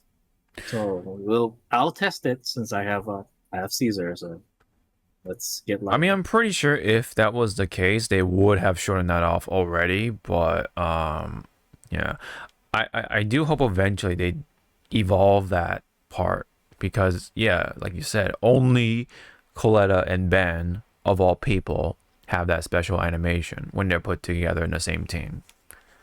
So I hope, yeah, like they, explore into that more with more character combinations, and even when they're not in the same faction. So let's say like, I'm just gonna just randomly name off names like Ellen and what was his name? The new character Asaba. Because they're both sleepyheads, right? Maybe they'll have something themed around being sleepy or something. I don't know. Right? Or Piper, right? Have some sort of special animation. That would be pretty neat. That being a non-faction thing, but at least within the faction, yes, they should have some sort of special animation when you do this combination of teams or something. Because right now, again, Coletta and Ben, only them, and it's not like they're the most picked pair of the meta right now. So that further like pushes that away, right? From that experience. So hopefully they expand upon that. Yeah. But other than that, yes, there was the whole problem with the TV system, and they listened to the feedback. They're like, yeah, we're gonna push that away from the main content and make that just like a mini game type of thing in these places. and then they're trying to cater to make the game a little easier to navigate through, and like and yeah, I mean, just trying to please the fans, please the community, and on top of that, the visuals are like, I would say, still the best out of the three modern games right now, with Star Rail and Genshin. Zenless takes the cake. So um it does have still has more potential, right, to sort of fulfill, but I think it's on I think if it keeps up, right, with the where with the pacing and where it's going, I think they have a pretty good winner in their hands, as long as they kind of don't falter or whatever, derail away from their sort of vision, And yeah, I mean, seeing the future characters will be interesting, obviously. And again, yeah, hopefully they, tune up or expand up on the special character animations, right, when they team up and shit. And then one other feature, hopefully they come through, is the whole, do away with the shared ultimate, and each character will have their own ultimate, right, for you to use, instead of just, oh, I gotta save this ultimate for my DPS character, right? Hopefully they come through with that. But yeah, I mean, it is competing with Wuthering Waves, Pokemon, because it's Pokemon. I don't think AFK Journey will win it, but we'll see. I don't know, and maybe, I don't know, maybe Balatro is that dark horse. I don't know.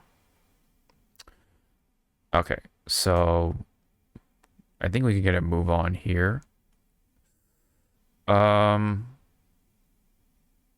VR and AR. I don't think we have any comments on that one. Yeah, let's skip that one. Next. Action game. Okay, so do you have any comments for any of these games? From the gameplay I've seen already with Black Wukong, Mm-hmm.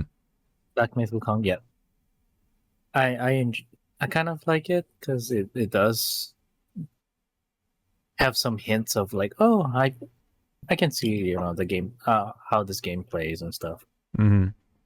Stellar Blade, from what I've heard, it's like a mixture of like DMC and some near elements, and a little bit with the dodge, the bullet time. Mm-hmm. Yeah. Yeah. And then Warhammer is the only one that has yet to be talked about at all in this Game Awards. So I heard good things about Space Marine too. Yep. Yeah. But not much to say. I watched my friends play it, and then I asked them, like, can I jump into this game without knowing, like actual past like Warhammer knowledge? And they're like, kind of, not really. I was like,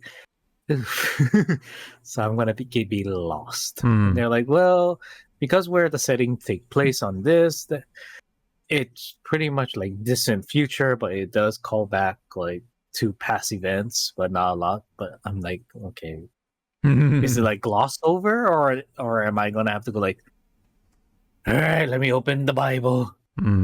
What page are we on? Shit. Yeah. Yeah.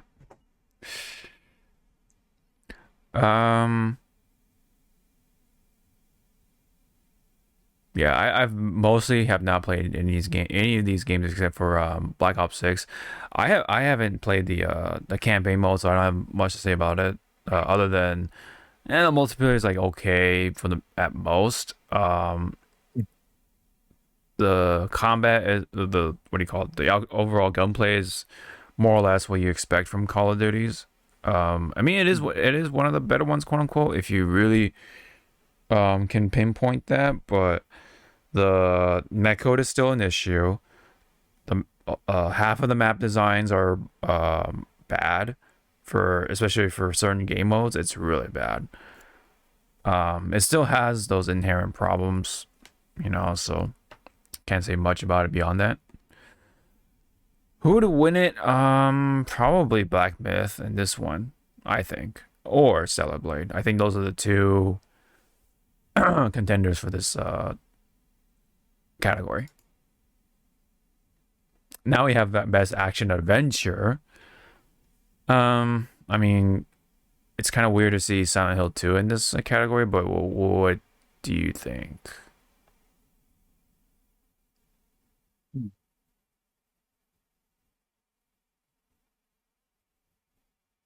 Prince of it's the Prince of Egypt. Prince of Persia. From the gameplay that I've seen, it's smooth, it's fast paced, and have fun. Mm, But then there's Legend of Zelda, right. also fast paced. I forgot this game came out this year. If I'm gonna be honest.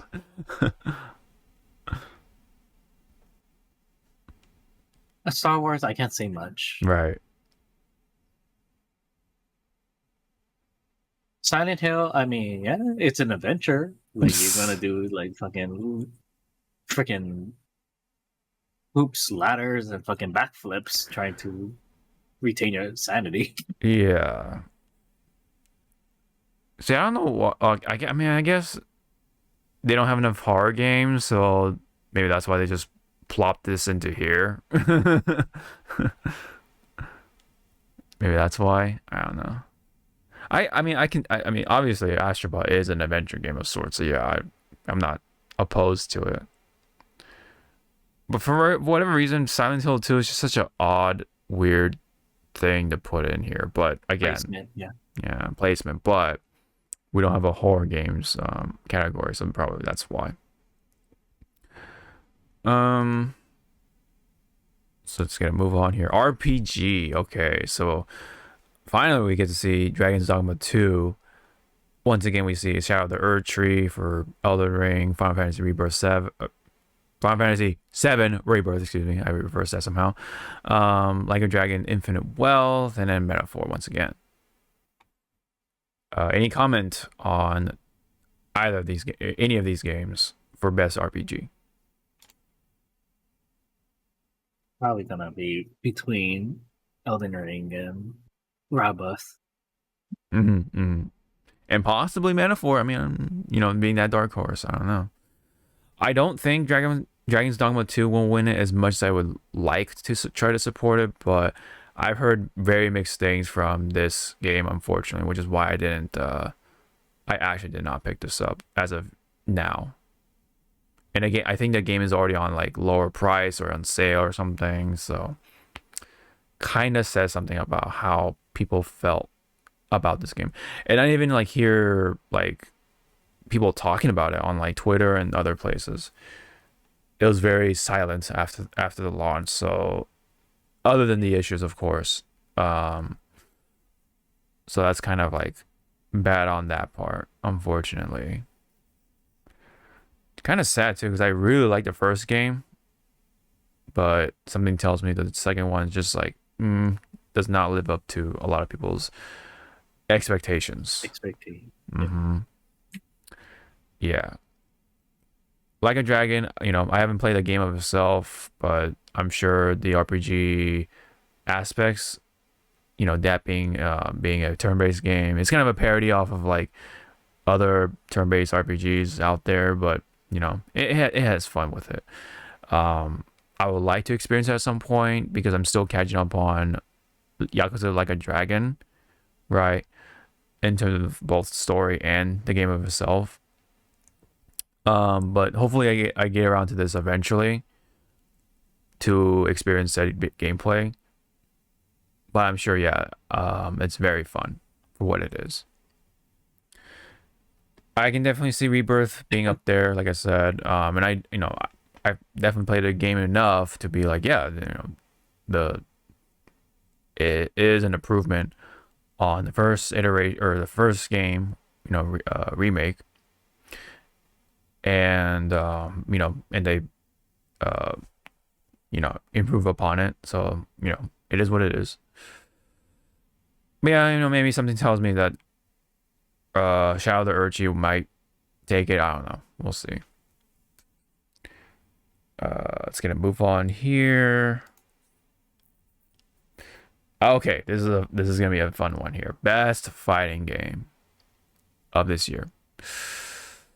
What do you have comments to say about any of these games? So already for like nostalgia's sake. Mm-hmm. Marvel, Marvel's Marvel's Capcom. Capcom collection. Mm-hmm. Sparking Zero. I mean, it is a fighting game, but I don't think. To me, it's more of a like how Smash is not really a fighting game; it's more of a party game. Yeah, That's how I feel I definitely see where you're with coming from with that. Like, I mean, I still consider it a fighting game, but I do see where you're kind of coming in with that. Yeah, with that point. Grand Blue Fantasy. I think it's too early for them. Too early. It's the because it's the.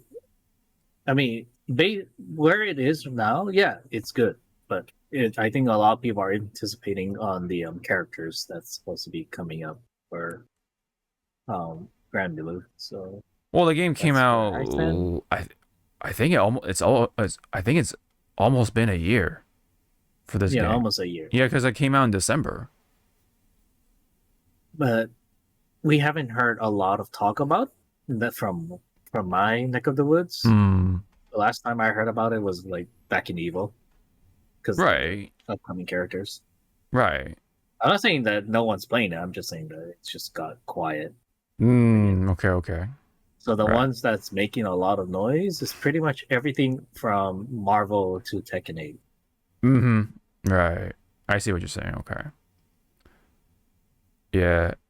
Multiverses, man, what a drop of the ball, right? Because remember when it was actually selected, right, in the other Game Awards, and then it was just like a beta that got shut down for 6 months, and then now they fully release it, and then it's like not even like performing well as WB wanted to, and I guess in fact they're losing money on it. It's like, right, such a robbery too, because it won it, right, over a game like KOF 15. Yep. And it was just a fucking beta that was that became apparent that it was a beta, and people spent money on it, right, and it shut down for that many months. Came back, it's not even performing all that well, right, for what it is, what it's supposed to be, right. It's such a man, I don't know, not much else to say other than they really dropped the ball in this one. I felt like they should have waited longer before they released that. I mean, yeah. I think this year should have been the start of Multiverses, not last year or whatever, whenever that beta came out. I think it was like I think it was 2022 when it won it. I forget. But yeah. Tekken 8 for the most part is still more or less Tekken. It just it has the heat mechanics and stuff like that. Story is fine. It was highly entertaining for what it was. Especially with when Heihachi came back, and yeah, so add more story to it. If you're more of a casual person, then you'll have fun with it, especially with the content in it. The customization is a little weaker, yeah. The online is sort of a mixed bag-ish, but people are still playing it, so at the end of the day, it's still Tekken. maybe the character balancing could be done better-ish, but other than that, it's Tekken, right? I have fun with it with my time that I put into it, you know, especially with Jack. That's pretty much it. Now, I have yet to get the physical copy of this, so can't say much on it other than, you know, it's Marvel vs. Capcom, right? You know, and it's fine. Great to see the collection, great to see the love, great to see the marketing around it and all that stuff. Yeah. You know, and it's great to also see this tiny ass fucking book. the comic book, My yeah. fucking... I mean, it's still You better did that, than kid? it's still better than the Easter eggs that you got from the Infinity Stones. Hey, that shit is gone. The only thing that was left was the statues. The statues, yeah. You bought it for the statues, pretty much. It came with 4 statues, man. Yep. That are like Iron Man, Chun-Li. Mega Man X, Chun-Li, and Miss Marvel. Miss Marvel. Or Yeah. Captain Marvel. Mm-hmm. Yep. And like the detail on it is like at least decent, right? It's decent, and this was like back in the day, or back when it released. Some people had like if you want to count it, misprints Mm-hmm. of the statues. Mm-hmm. Like someone showed like Chun-Li's eye was like painted, like the pupil was like painted on her forehead. And I'm like, ooh. Yeah. I'm like, Mm-hmm. damn. Yeah. I hope that person got that resolved by getting another one or something. I don't know. Or sold it, because there are people that would buy. Oh like, yeah, the misprints, especially the two cannon arm the Samus. two Samus. Because Yeah. how much did that go for? Like 1,000 or something? A lot, yeah. Yeah. A lot. For that little figure, yeah, man. Absolutely. I want to say stuff about Grand Blue, but I haven't gotten Rising. I mean, I really wanted to like the first iteration, but it definitely had its problems, unfortunately, so I kind of dropped out a little sooner than I wanted to. But Rising is that sort of comeback, and I'm happy that it's still pretty healthy for the most part, and still characters are being added to there, I believe, if I'm not mistaken, and hopefully there'll be more seasons to come, because I think it definitely deserves it, especially with the potential it had going for. But other than that, I mean, if I were to give my vote, yeah, I already gave my vote to Tekken, because it's I like Tekken. I'm a more kind of up there with Street Fighter. I like Tekken and Smash and stuff like that. Oh, you're pronouncing it wrong. It's pronounced Tekken. Tekken, yeah. Chicken, yeah. Tekken. Yeah. Tekken 8. Sparking Zero, I mean, yeah, like you're kind of saying, it's an arena fighter, and has that arena fighter stuff, I guess you could say. I mean, Yeah. A bunch of characters, but they all do the same or similar things for the most part, especially the strings, right? Combo strings. Presentation is an upgrade for sure. I'll give it that, but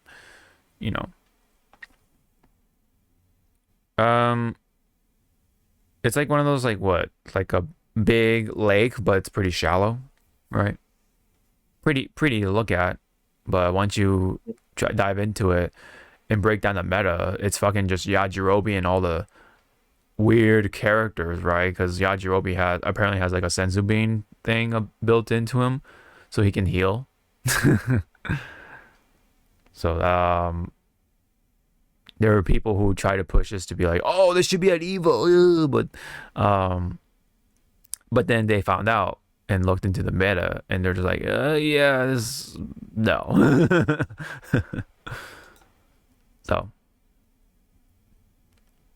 best family game. Okay, so I also almost forgot that the Peach game came out. I mean, Well, it's more funny of the best family game. Underline, highlight, fucking bold, family. Super Mario Party is not a family friendly game. You well, make it's a family game. You play with your family, but is it friendly? yeah. It's Yeah. like, that thing gonna break family. Yeah. I'm saying sorry to bring it up, but you think politics go breaks a family? No, this game This does. game does, yeah. If that election didn't break any families, it's this game. Yep. That's kind of like the meme slash tradition behind these games. I don't know, but other than that, I mean, I don't have much to say. You know, it's family games.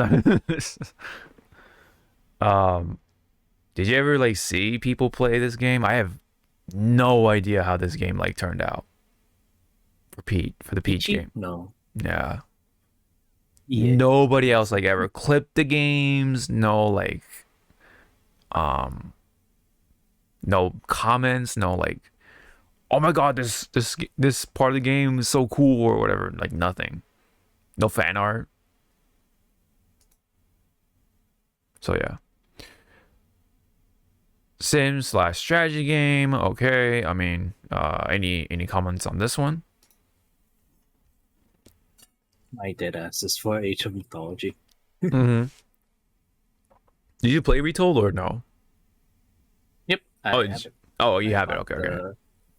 I bought the um when it comes with the DLC, Mm-hmm. whatever that version is called. Okay. Oh yeah. Uh, Because I played the original. right. Did you? I mean, but did you actually sat down and play Retold like for like X amount of hours or? Let me see. Open library. Oops, that's Boulder's Gate. 10 hours. 10 hours. Okay. Then let's look at Baldur's Gate. 200 hours. Is it actually 200 hours? Wow. Damn. Knights College. Do not look that up. 8 hours. Well, I mean, uh, anything to say about Retold? Like from the 10 hours you played? Burrito, it looks pretty. It looks pretty, but was there anything wrong with it? Uh, yeah, there's some like UI and just minor stuff that's wrong with it. But Mm-hmm. the developers already They're aware of it. yeah, they're doing hot patches and stuff. Mm-hmm. Hot fixes. Okay. Yeah, so it's like they know and they apologize. When So, did it? yeah, you know what? When did this game come out? Like a month or two ago. Like, Oh, okay, so it's pretty recent. Okay. yeah, it's recent. Like, Damn, they barely made it to the list. it came out in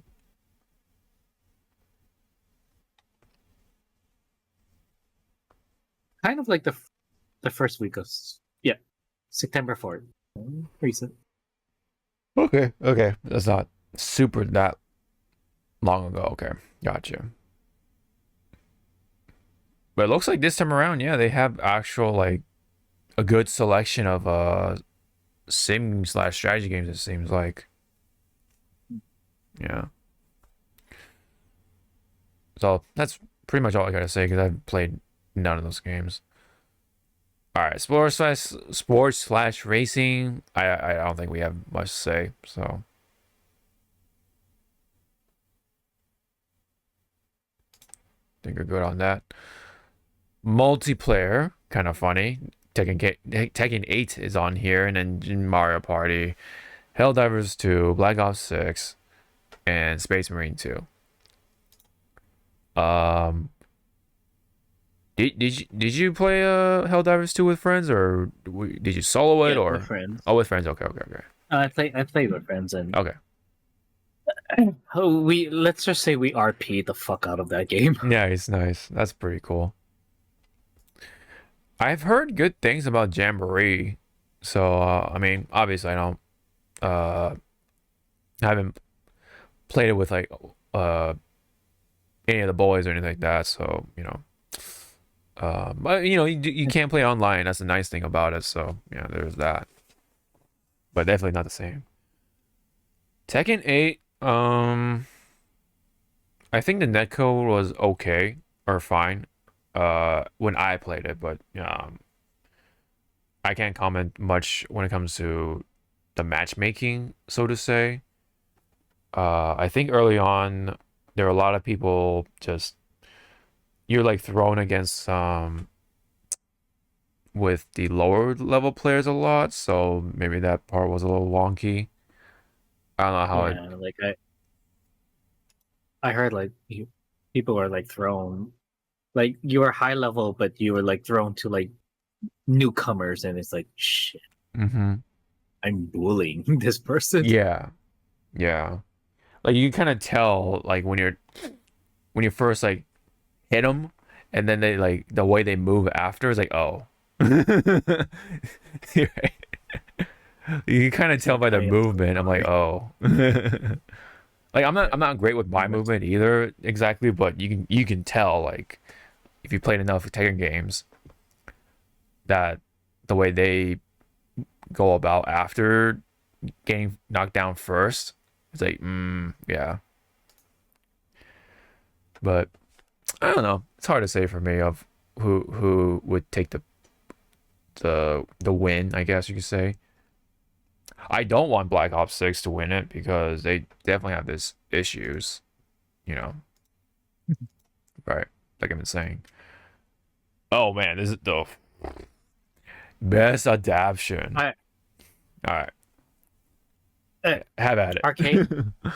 I haven't watched season 2 yet. I haven't watched it at all, so Fallout. mhm.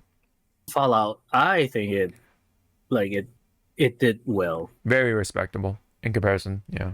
Yeah. It was, yeah, compared to something else down the Yeah. line. Yeah. I still haven't watched the Knuckles one. Like let me ask you, does the events of Knuckles, do you think it's gonna be touched upon in season 3 in Sonic 3, or is it just like that I little I don't think like so. side story to hold you over? It's a side story to hold you over, pretty much. The only thing I can imagine would might throw some confusion is the flames of disaster, or whatever people want to call it. Um, because yes, spoilers, he gets fire, but that's been in the games if you play them. But he gains his firepower somehow, and then that's really all the significance that you have to get or you can get out of this spin-off or whatever. It does talk about Iblis, or makes some reference to Iblis, so that's kind of why or how somehow he got his fire powers. But I mean, you can take a look at it if you want. My big issue with this spin-off is that it's mostly the human character, which is Wade, which is like the number one complaint that everyone else said too. It's just way too much of Wade and not enough of Knuckles when it's called the fucking Knuckles show, right? Um, I did like some human aspects of it though. That being said, like the whole like um sort of mash in or reference to um the Jewish people, and especially with Jewish history, right? Yeah. And if you kind of lump it together with the echidnas and what happened to them, okay, it makes sense. I can kind of see where this is going, but yeah, the human characters were written like the children, and um it basically became like dodgeball. If you remember that movie with the Yeah. whole bowling segment. Yeah, so it's like it's just weird. Obviously the best part is Knuckles, but a lot of stuff around it just made it harder to enjoy it. So um The only thing you need to know is that he gets the fire powers. That's pretty much it. Okay, so like a dragon, Yakuza. Um, Go away. yeah. Man. Like I went in watching this with lower expectations, but even then I was still like I came out of this like this was a fucking waste of time for me. Like for the first 3 episodes was like, okay, you know, wasn't offensively bad, but then the last 3 was just like, what is this? You know? I mean, that's why I gave you that link to watch the other Yakuza movie. Yeah. So that will be a palate cleanser. The palate cleanser, yeah. Now the last one, Tomb Raider. Mm. I heard good things about this one. Like it's a good adaptation, but I also laugh at the people saying that she's too muscular. It's like, Too much. What? do you realize what she's fucking doing? Yeah, like She's like jumping, fucking doing flips, climbing. Yeah. She ain't gonna be one twink. Yeah. I'm sorry, she gonna get some muscle. And I'm sorry if muscle lady with women with like some muscle on them scares you, but shit, I think that's as a gay man, I'm be like, damn, if I was straight, I'll let you sit on me, mummy. Yeah, I like women with some definition, like Jesus. Yeah, like a what do those guys want? Like twigs? Like what? I know it was like, I'm sorry. It's like, I'm sorry. Do you want a woman that's a twig, or do you want some meat on the bone? Mm-hmm. Right. Like definition, like Jesus. Right. And if someone be like, well, I like my women like Morgan from Darkstalkers, you realize she does have a muscle definition. Mm-hmm. She's not a fucking twink. Yeah. Or skinny as fuck. Yeah. So whoever wins, I mean, the ones winning it are likely going to be either Arcane or Fallout, I think. Maybe Arcane. Yeah. But Fallout was very, very, very respectable. I liked it for what it was. Maybe the romance thing was probably the weakest point, but even then, it wasn't like abrasive for me. You know, because the rest of it was really good or fun, at least, especially with the ghoul. I very much enjoyed Walter Goggins as the ghoul. He fits into that era / sort of tone very well, I feel. Alrighty. Most anticipated game. Anything to comment for you? I mean, besides Green Thief, Yeah. truth be told, I forgot about Metroid. Kind of, but not so much, but yeah. But bias as fuck, Wilds. Mm-hmm. Yeah. Yeah, and obviously they had problems in the beta, but I'm sure they'll fix at least most of those problems, including the hit stop. Death Stranding, not really. Ghost of Yote, yes. I would like to get back into the whole, Ghost of series, I guess you could say. I really enjoyed Tsushima, so hopefully Yote will kind of live up to that and maybe bring in something else too to the table. And despite all the dumb comments about the female protagonist thing, is I think kind of stupid. Anyway, Grand Theft Auto 6, yes, obviously, hugely anticipated, yes. I would like to look forward to it. I just want to see gameplay. Like, that one trailer, I don't think should be, like the one to sell it, right? Because this is mostly cinematics. If you let's be real. I just want to see somebody play it, and I'll judge from there. If it actually looks like that while you do play the game, right? Actual real-time gameplay, all that stuff, then yeah, all right. you got my money. But that one trailer alone is not, it's not selling me on it. I'm just being cautious on it. You know. Metroid, obviously, yes. You know, it's Metroid Prime at that. And it's gonna be coming out most likely on the new console for Nintendo, so that's definitely helping that for the excitement, quote unquote, for the game as well as a console too. So it's kind of like it's like that symbiotic effect, right? If you will. So I think I voted for Metroid for the most part, but not so much. But not what do you call it? Ghost of Yote is not far behind, and then Wilds is you know, it's definitely third place for sure. But Yote and Metroid Prime are kind of like neck and neck, kind of, but slight edge over to Metroid. But in terms of who's winning it, I think it's probably Grand Theft Auto. I think GTA 6 will probably win the award for anticipated game. You say you pick Wilds, obviously, right? But Wild. right, but you know, who do you think will take it?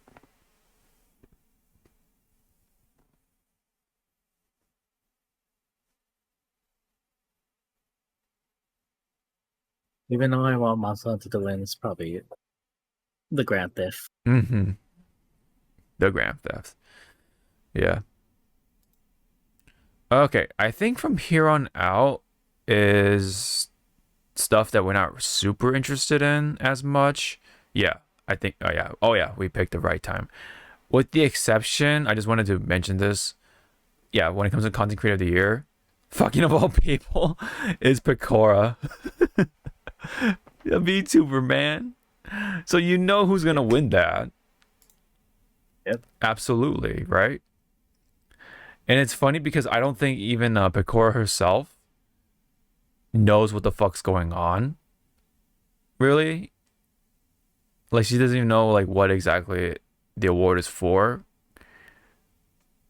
Because I think she's just kind of like, yeah, vote for me, yeah, whatever. But I don't think she really cares nor is aware of like, oh, this is for the Game Awards. Oh, this is hosted by Jeff Keighley. Oh, this is you know, this and that or whatever. Oh, these are the other nominees, right? The only other person that people want to win is Queso, from what I've been hearing. I think a lot of people like him. These other three, I have no fucking idea. But yeah, the most stuff I've seen is Pecora. So that I think she's slated to win. You know. Yep. People like the anime characters and such. Have you seen anything from Pecora or not really? Here and there. Here and there, yeah. Thanks to my friends who does follow the VTubers. Mm-hmm. Yeah, that's basically how I get it too. Yeah, esports game, blah blah blah. Yeah, I think we're pretty much Gucci on that. I'm surprised there's no esports event. What happened to that? You can't even vote on Evo. You can't even have a chance to vote on Evo. That sucks.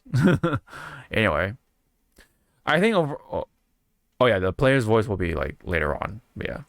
Anyway, I think overall this Game Awards is a little like mixed to because of the whole like DLC thing.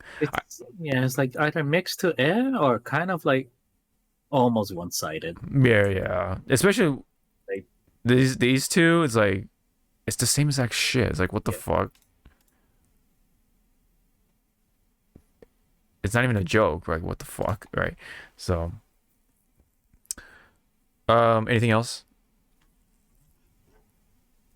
you wanted to say? No? Are we Gucci?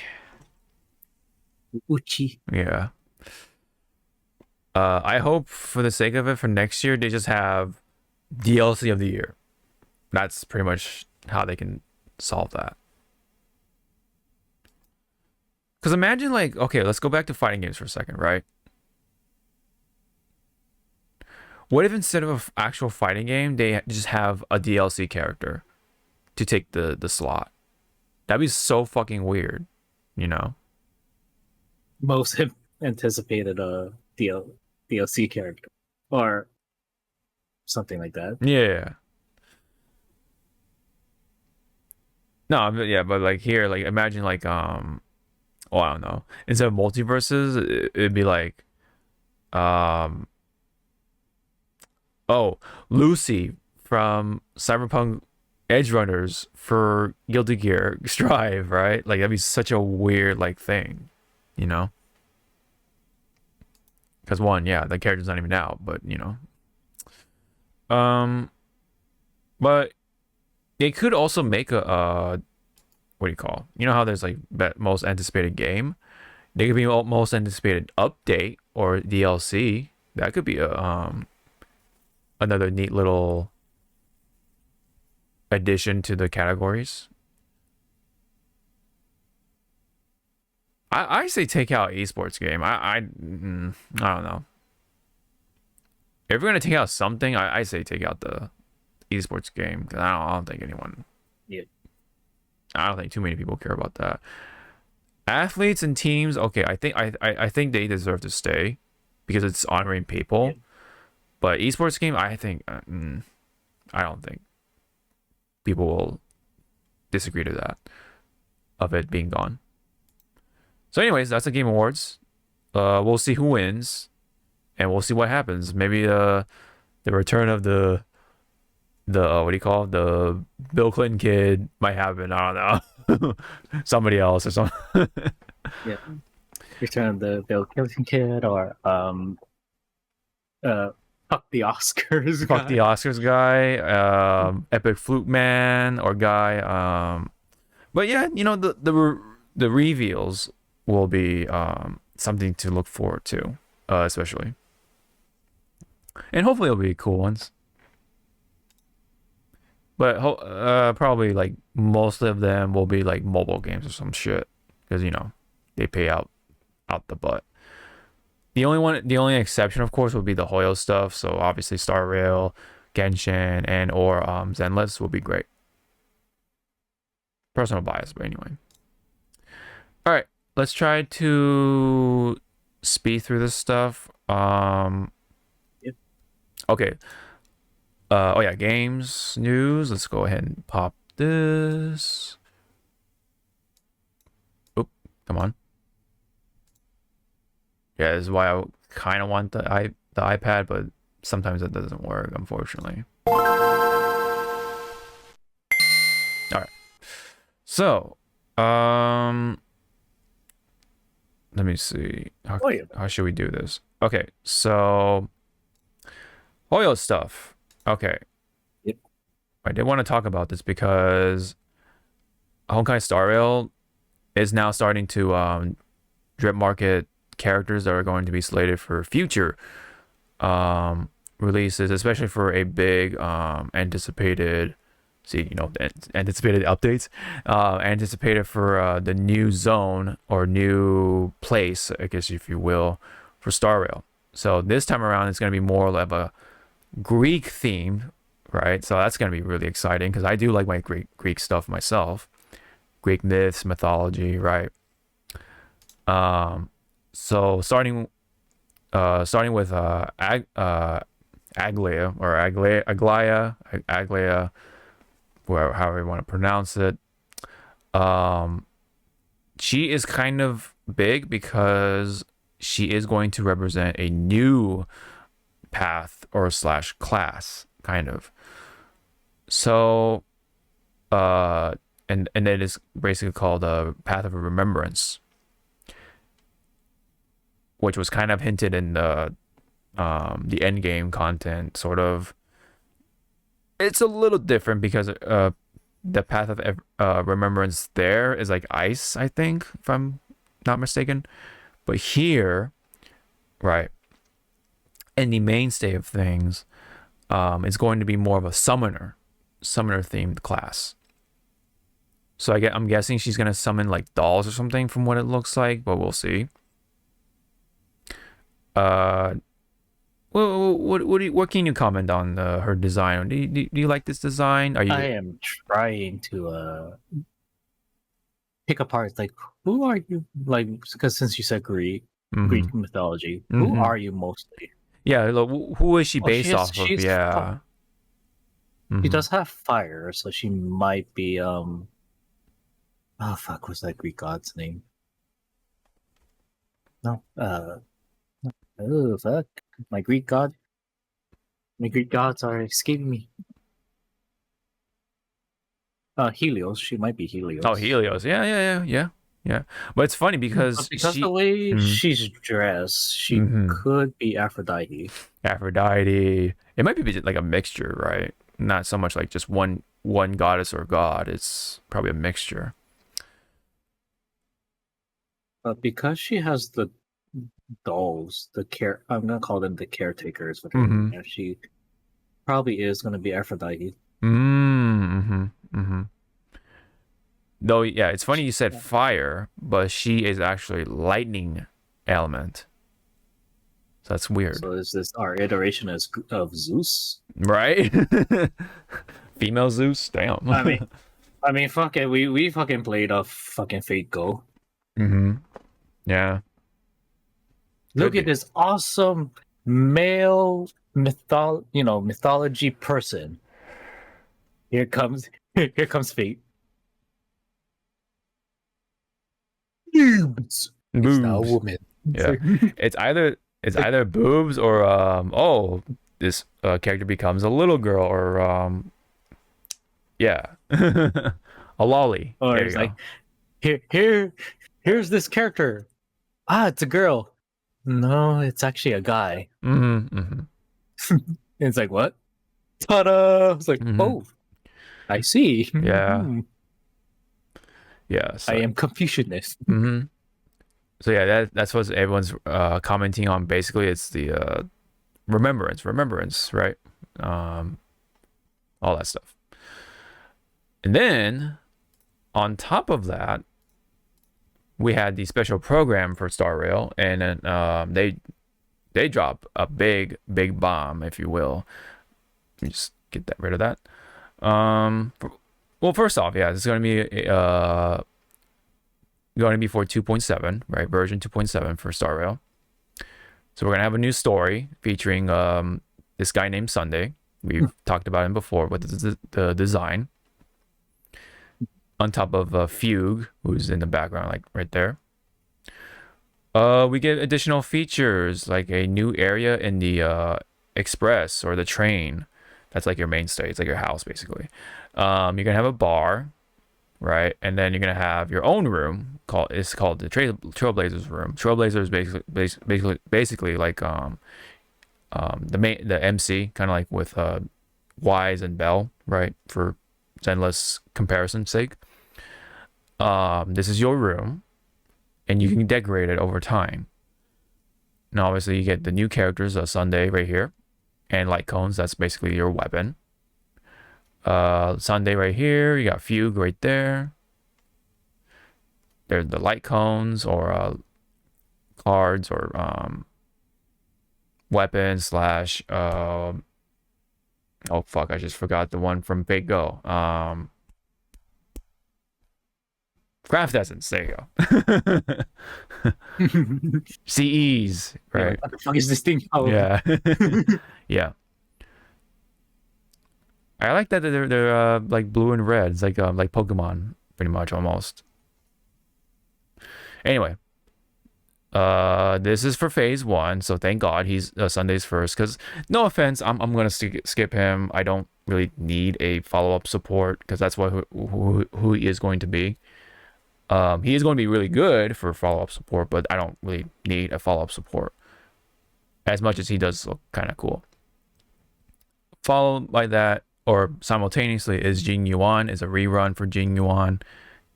Pretty cool if you like follow-up characters. He has a extra attack featuring a big old lightning god looking thing is really cool. Phase 2 is Fugue, along with her light cone, of course. Along with that is a rerun already of Firefly. Firefly was a huge sale. A lot of people bought her, including myself. Tried to pull for her and all that stuff. Her light cone is really good too. She is very powerful. If you follow a certain composition, because she does what's called a break, which is basically I've talked about it before. Like, you know, in Final Fantasy 16, they have that white gauge or toughness gauge, and then you break it, and then they fucking get stunned and all that stuff. Stamina bar, yeah. Stamina bar, yeah. That's basically that kind of gameplay, but she really emphasizes that, along with some other characters. So right now, she is still part of the meta for Star Rail. She is very powerful. And then there's the 4-star characters below. Express gift. So what this is a chance for you to get a free standard 5-star character. So that's kind of nice for the new players, but veterans is like, whatever, you know. So oh yeah, this is a free temple thing that'll be coming. But they don't give you at once. They always do it by days. You can kind of like it's endless. Home decor. That's basically a mini event to help you get going with your room decoration. And you could even dress up this little character called Pom Pom. He's kind of like the mascot of the game. Another event, new endgame content. New endgame content, I believe. This is just a double drop on relics / drive discs for Zenless equivalent. This is also double drops, double drops, system updates, so like optimizations, and then now on top of that, not only they introduced characters like Aglia, they were introducing all the other, or not all of them, a good amount of the other Greek themed characters, including this one called Tribi. This is Anaxa. And this is Hyacinth. Hyacinth. Kind of hard name for me to say. Yeah, this guy has an eye patch, pretty cool looking. He reminds me of fucking the kid from Black Butler, if he was CL, yeah. I think it's CL. Phantom Hive, yeah. Phantom Hive. I remember Black Butler for sure. My Day or Midday. Wait, hold on. Yep. I can smell the artwork for him. Oh yeah. Artwork. Oh yeah. The ladies were going pretty wild for him, along with the eye patch and guy. The men. Yeah, and the men, yeah. Cypher and the children too. God. Cypher. This is a cat girl, basically. Kind of see the ear right there. Casterus. Pretty interesting character. Put some clothes on, woman. Casterus is another one, and then Finan is Wise. Is that you? Kind of looks like Wise. He also kind of looks like Ayato from Genshin. Kind of funny. And maybe Wise is like that.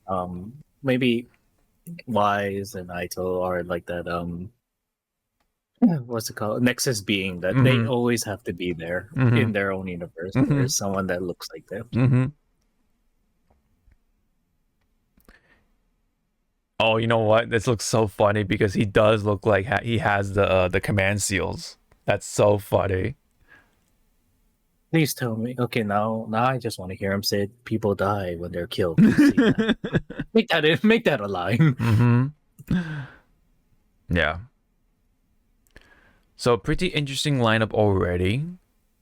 And then there are also more characters with no names attached to them, and they're kind of like silhouetted, dare I say. But let me see. I don't think they're on here, unfortunately. I think I have to go to a different account. Hold on, let me see. Different person. Let me show. What was it? Oh yeah, Star Universe. There we go. Oh yes. Also, this character was more revealed. This is the Herda, right? Herda is one of the geniuses within the universe, sort of, or galaxy. Highly regarded person, kind of like a scientist, if you will. She makes a bunch of doll copies of herself, which is actually a 4-star unit.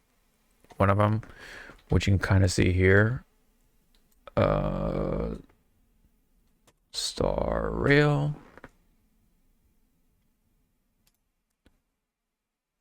Yeah, this Herda is the 4-star version, and you can kind of see her legs and stuff, that she is a doll. She basically is a AoE ice attacker. Pretty good early on, but then kind of fell off. But then new in-game content happened, and now she's back on the map. And then now this is the sort of the the big, right, big Herda, as some people like to call her.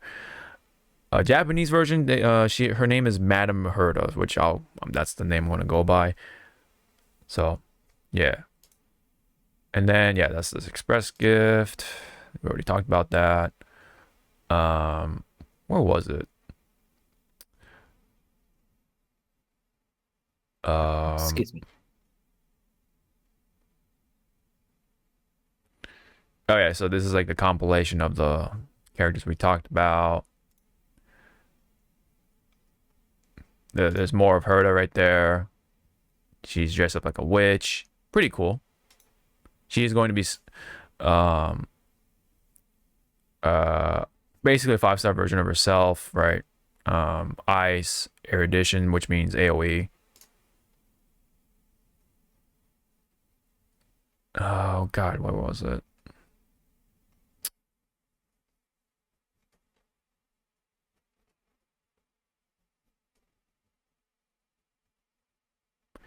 This is an illustration for 2.7.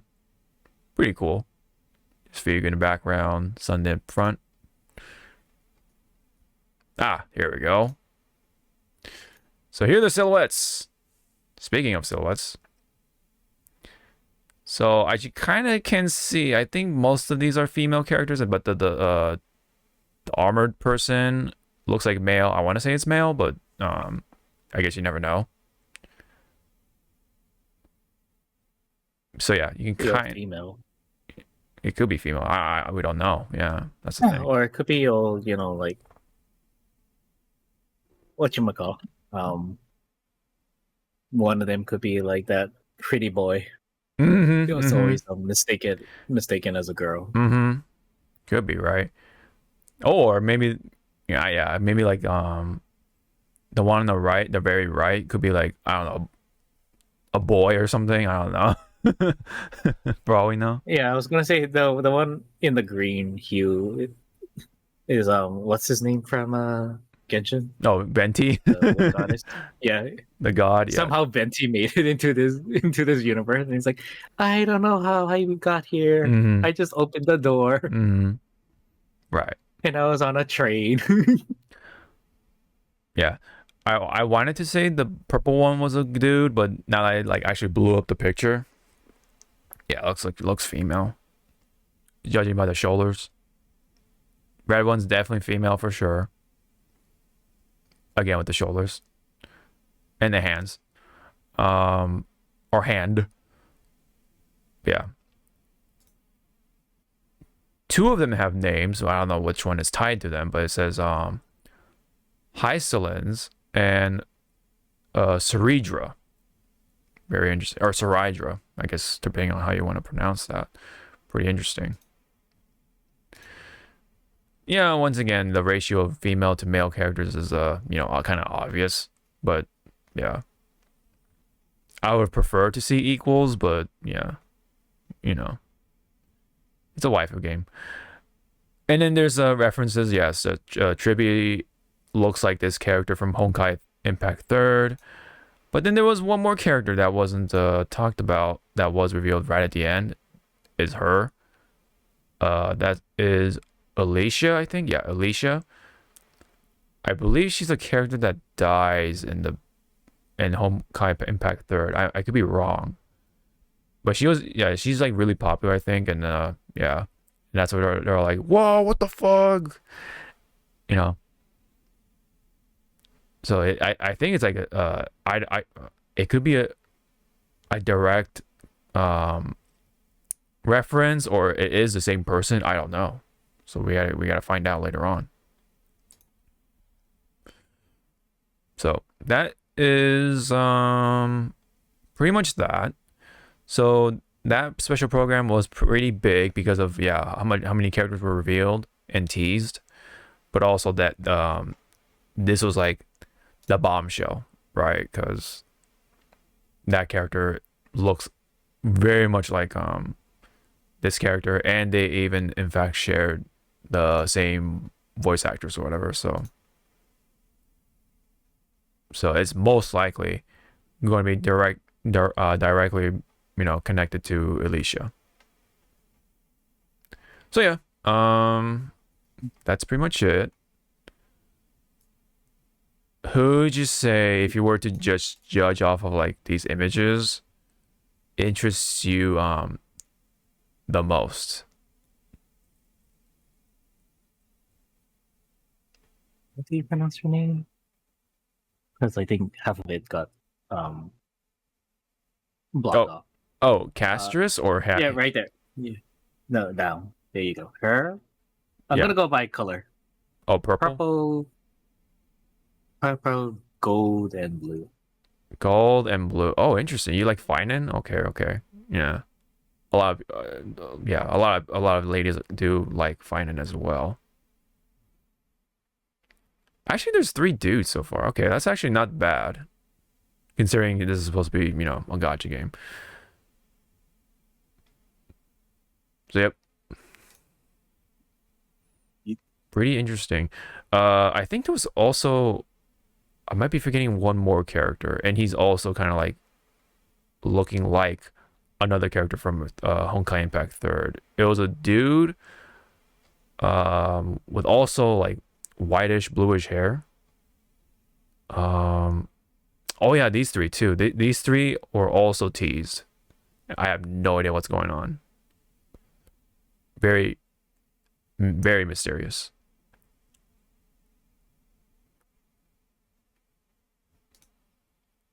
Well, you see, one of them is walking a lonely road. The only one that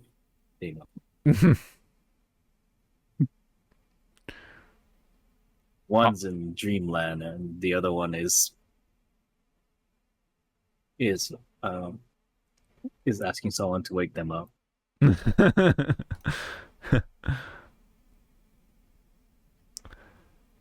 I want to try to see if I can find the image. Let me see.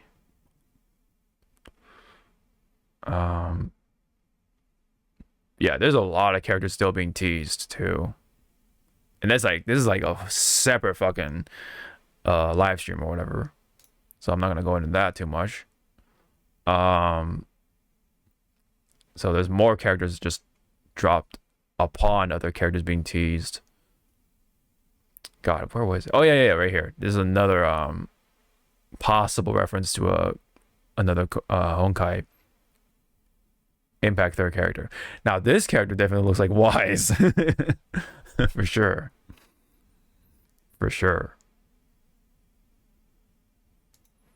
So more Impact Third possibly connecting into this one. Very interesting.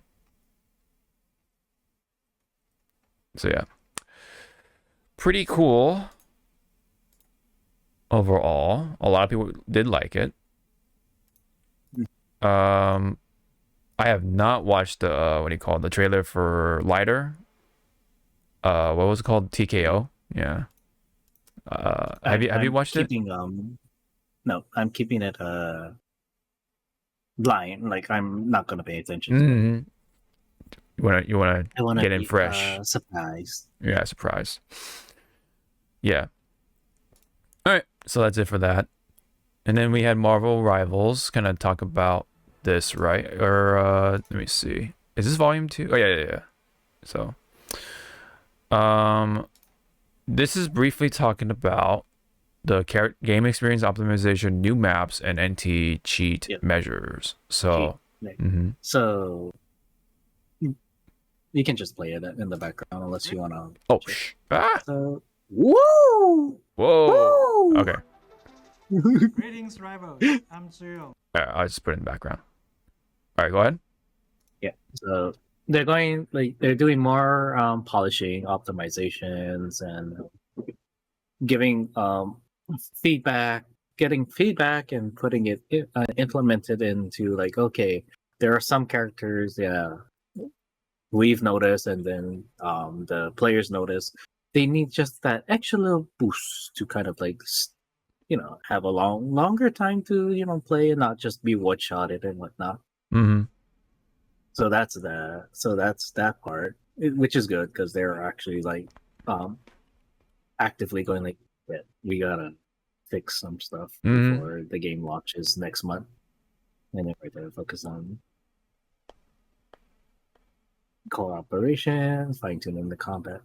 So they're taking in a lot of considerations. Like, okay, we gonna have to make sure that even if you have a teammate that their connection fucking sucks, we gotta try and help them out to have seamless gameplay. So that's good. What's it called? Yeah, more natural and fluid combat. Hopefully no stuttering, but it's gonna be stuttering because it's gonna be like right off the gates. And then I like that visual indication of like target getting hit from a long distance. That's good.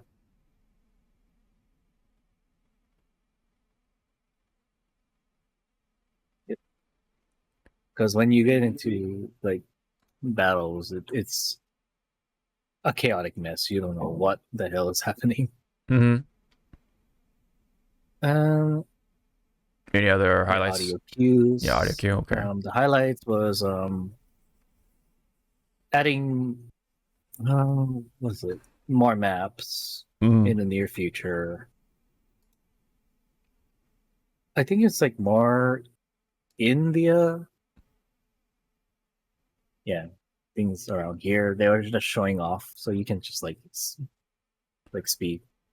Oh yeah, right They here. were like showing off the map like right there. Okay, Wakanda is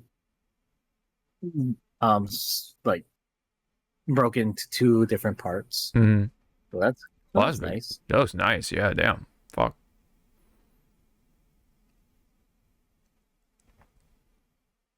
And then I like that they're saying that in this area, destructible. but when you destroy a certain amount of structures, the gods of Wakanda interferes with the map.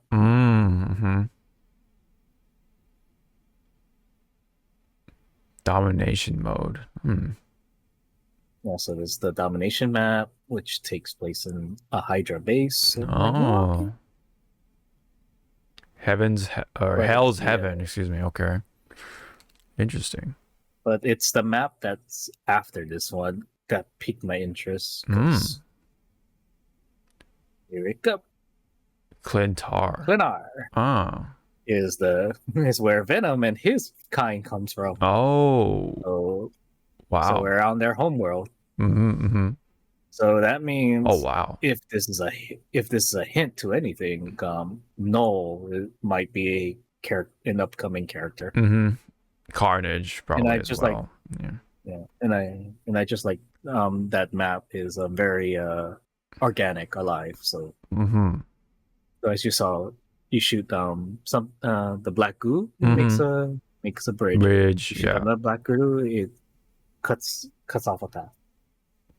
Okay. There's This Nino one is just for Maru. visual, like eye candy. It's like, wow, Mm-hmm. he's being destroyed. I wonder where's Nino Maru from if it's really referencing anything. Tokyo 2099, excuse me. Wow. Yeah, so it's part of Spider-Man. Oh, Spider-Man. Okay, with Miguel. Miguel. Oh, okay, Miguel okay. O'Hara. Okay. Gotcha. Spider-Verse type of stuff, okay. And then anti-cheat measures. And that's good that they're like putting this on the lines. Like, we don't want people to have, Advantages. we want everyone to advantage. I don't know how they were doing the monitoring, but they were like saying that cheating incident. Cheat. Yeah, right there. Less than 7 games. So it was like, are you saying like every 7th game there was a cheater, or No, like only so out of all the games that were played, only 7 of them had cheaters. So that's actually really, considering how many people I'm sure played, that's a lot. Yeah. Like that's a lot of games not having cheaters. That's good. And then he was discussing about a not a mod, but I guess it will count as a mod for consoles. It's like after this segment that I didn't know what the fuck he was talking. I was like, what the hell is that? See, filter, monitor behaviors. Zem. Okay. Xim. I didn't know what the fuck that was, but apparently it's a attachment plugin to play mouse and keyboard on console. So I'm like, oh wow. You really want people, like, if you're gonna play console, you're gonna fucking play it on a controller. You're gonna play on your PC, you better stay on well, PC can either you should be able to play controller or keyboard. Yeah. But on console, they want to make sure it's just a controller. Yeah, your ass is staying on controller. Yeah, that's damn. Wow. Upcoming seasons. Yep. Yeah. So season 1 is technically not this upcoming season. Yeah. It's called season 0. Which is good. Yeah.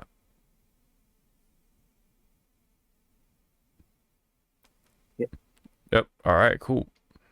Looking forward to it.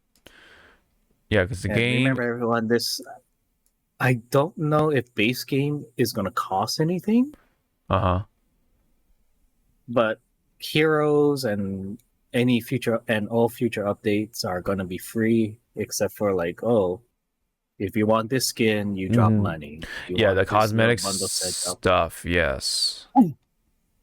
Yeah. It's either you want this cosmetic right here, right now, drop money. If not, go play the game, get in-game currency, buy it in the shop. Right. So yeah, that's that. Cool. Looking forward to December 6th. That's when the game is coming out. The Game Awards. The Game Awards. I able to play it. Right. Game Awards is not until second week, right? Is it the second week? Okay, let me see. Because if it's the second week, that'll be okay for me because we'll be back home from Disney.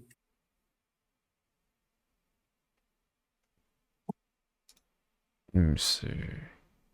What the fuck is it? Oh, the 12th. Okay. Oh yeah, so second week. All right. Yeah, that looks like it's in the second week, so you'll be able to watch it. It's just not well, not in your home. So you'll be able to watch it with your boyfriend. Well, it's Be like, yeah, fourth.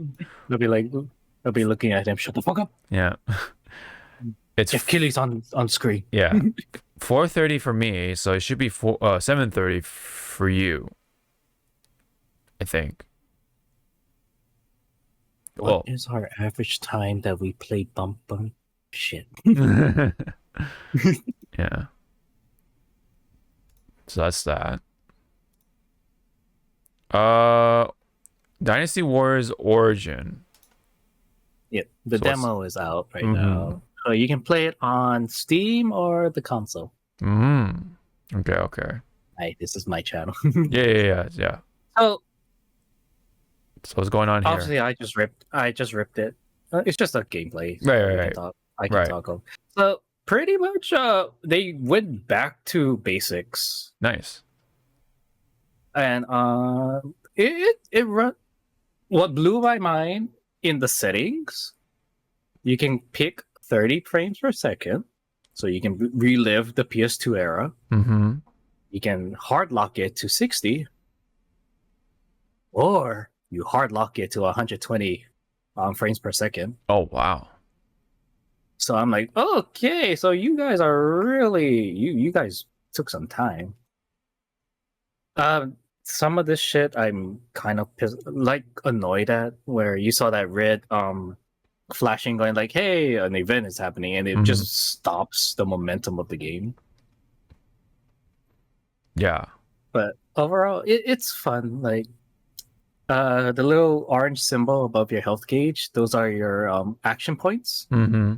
And that's where you can do certain actions, and it's pretty much to do this action you must have like 3 orange seals. If you want to do this, at least 1 or 2.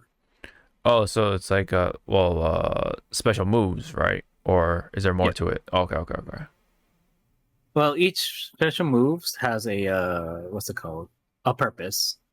Mm-hmm. So one of the special moves I always like using is the counter. That one, the kick. It's an auto parry. I see. Oh wow. Morale in this game actually works, because before, like, the morale was just like a little like, yay, everyone's happy. No, the lower your morale is, your troops actually don't fight well. The higher it is, they fight well. Gotcha.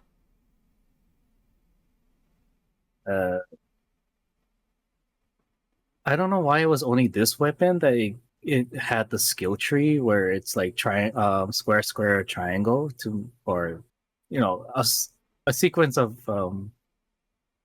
attacks to do bigger attacks. Because I tried the other weapons and they didn't have their skill tree, so to speak.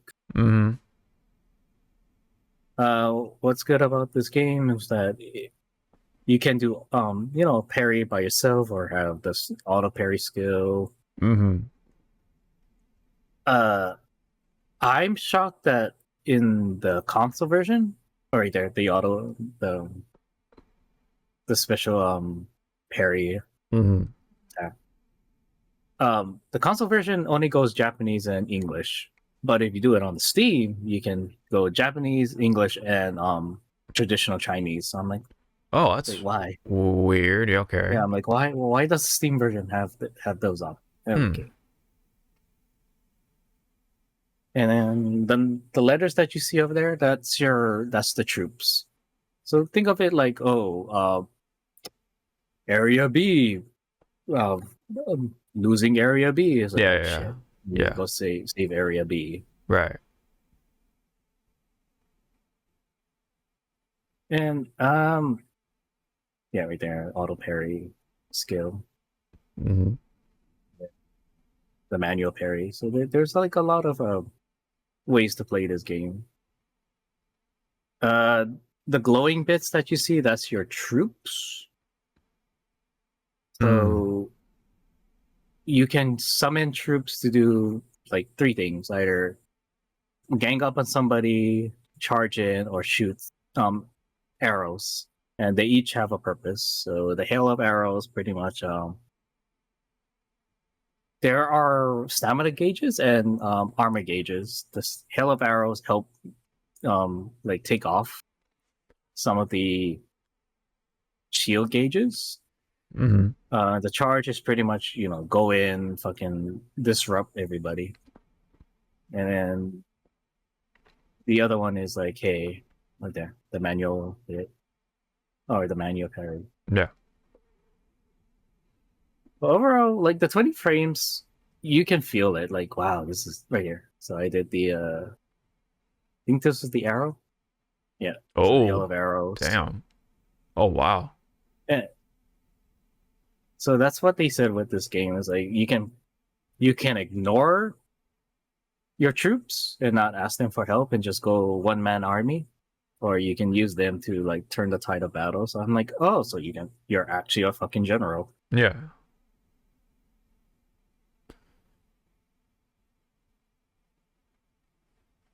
All and right. every so often, yeah, it's good. Mm-hmm. The auto parry, and then like finishing blows.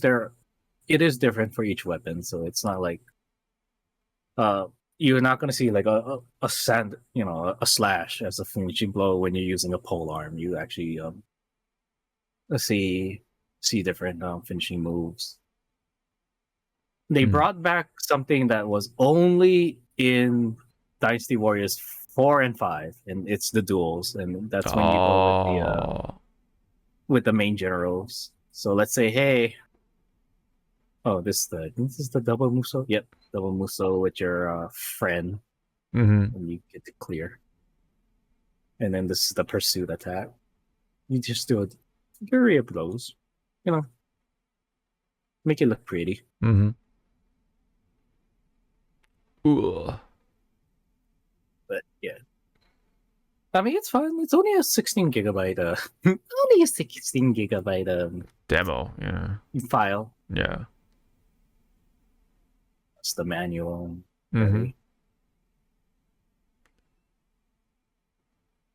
Like, and it does have the two modes. Prioritize on performance and what's it called? Not gameplay. Make it look pretty. Of course, I did prioritize on the gameplay and put it 120 frames per second. So it's like,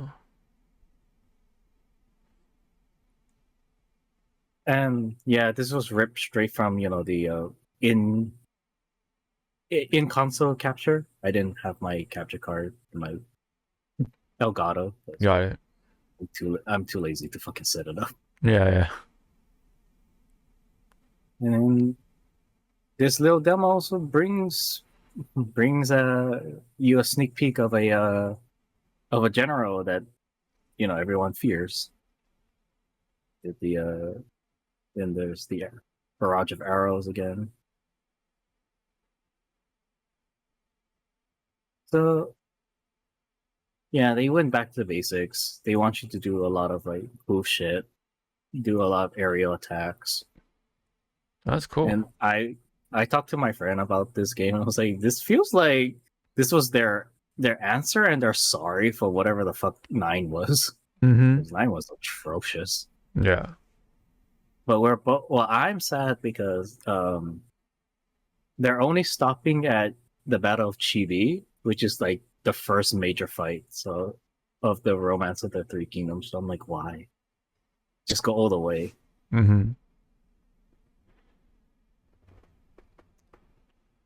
Okay.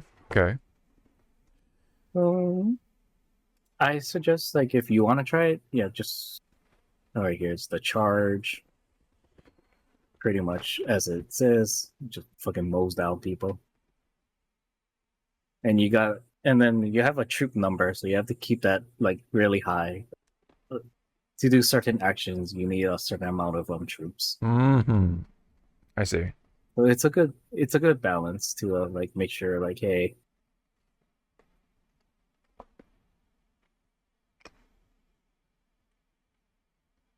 So there's a lot of like nice things that I like from this demo. I Nice. wish we didn't have to play the Wanderer, but that's how they're making this game now. So you're playing this Wanderer, and I was like, but we already had something like that, and it was in 4, where you create a character. Mm-hmm.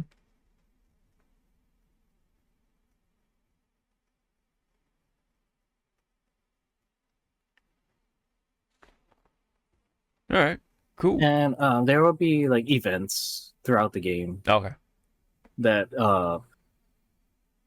hey, the scouts say that there's like something weird up on the mountain pass. Do you want to check it out or not? So, and it'll be like, okay, if you check it out, oh, it was an ambush ready, so let's dismantle it. You ignore it. Oh, wait, where did these people come from? Mm-hmm.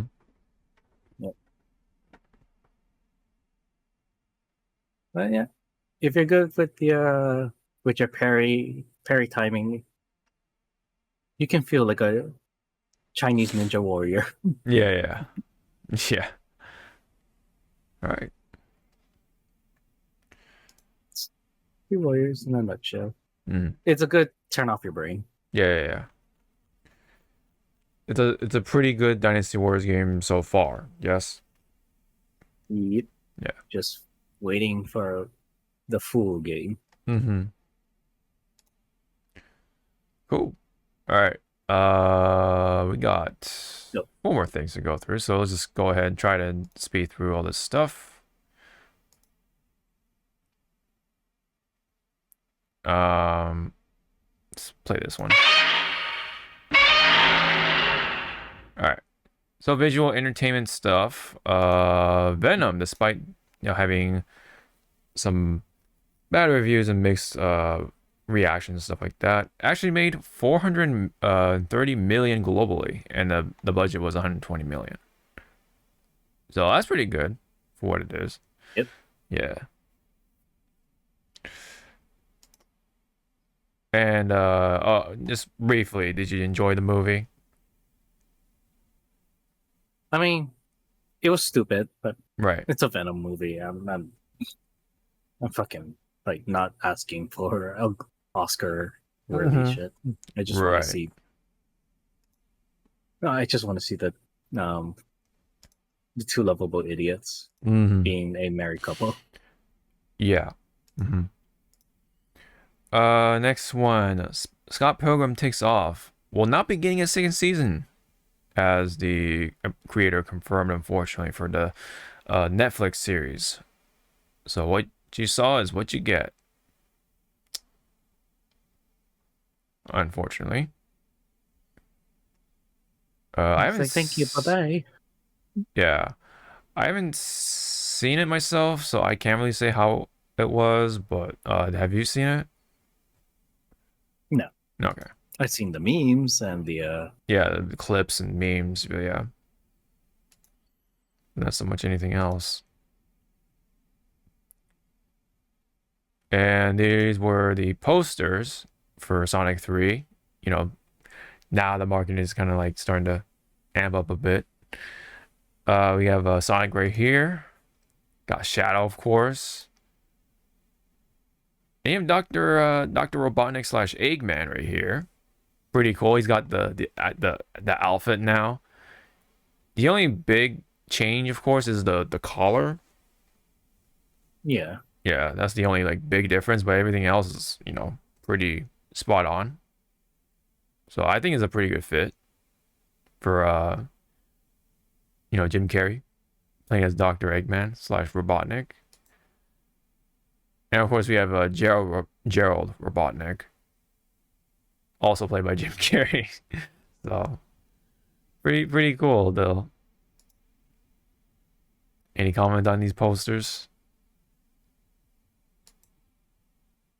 Which one would you take home? Which one would I take home? That's a good question. Honestly, I probably want to take this Robotnik one right here, because it's got Jim Carrey on it. It's like this is still like such a mind-blowing thing that Jim Carrey is Dr. Eggman of all people, right? I don't know. To me, it's such a cool thing, and he like fits him pretty well. He's got the mustache and like the goggles and everything. Granted, he's not wearing them right now, but you know. Oh yeah, there's two other ones. Got Tails. Got Knuckles right there. Knuckles. Knuckles up. Yep. Knuckles the enchilada. Yeah, it's such a pretty like awesome casting, you know. Got Idris Elba. Got Colleen. Oh, Shaughnessy. Which is probably like the only like video game voice actress actually voicing, you know, the character, right? Yeah. And then Keanu Reeves, of all people, voicing Shadow. Ben Schwartz as Sonic. And yeah, you got Jim Carrey. It's like, damn, man. You know? Such a wild casting. But it like works. It's so funny, like J.O. White. Like we just see him in 3. Like in a Or cameo hear or his something, voice. yeah. And I'll be like, hey, play that back. Yeah. And on and on top of that, we have James Marsden, who played Cyclops, you know, back in the day. I wonder if he's gonna get approached to reprise his role for the upcoming Avengers movie, Doomsday and Secret Wars. Yeah, good question. Especially Because now, yeah. it's already been hinted that Halle Berry is gonna come back as Storm. Oh. So it's like, okay, they already got that one X-Men, and then also we're gonna get Logan, aka Wolverine. No need to worry about Hugh Jackman. Yeah, that'll be like very poetic, right? Like a nice reunion. Reunion. So yeah, thought I'd bring that up. Last one.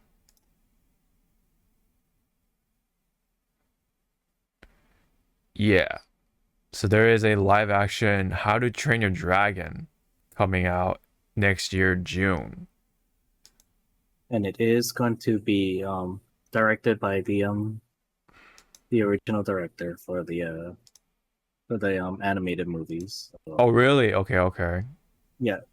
And his agreement to make this, because you know, for some reason everything has to be live action. It's just like, I don't want no one touch it except for me. You want this movie to be made, I fucking do it.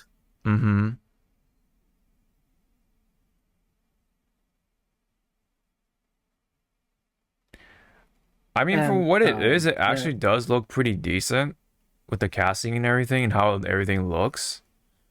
It's just Gerard Butler was stoic, so he's the only returning like original cast. Right. But just in terms of how it looks, it's pretty good. But it's just a matter of, you know, who wanted this? Yeah, who won it? But I kind of wish the one that's playing Hiccup was a little bit more skinny, because you know, Hiccup in the first movie, he was like a twig. A twig, yeah. Like if you push him, his fucking bones would break. Or sneeze on him. Right. But his face is like, yeah, you know, it's a decent pick otherwise. But yeah. Why is this? Yep, right there. Why is this film? Yeah. Why is it being made? Yep. Why is it being made? Money. Yep. Yeah. Let me briefly play the sound a little bit. Let me see. I'm a Viking. And I guess it's also for just to build up a little bit of hype for the upcoming Universal Studios what's it called? new attraction, Oh, the Epic Universe. okay.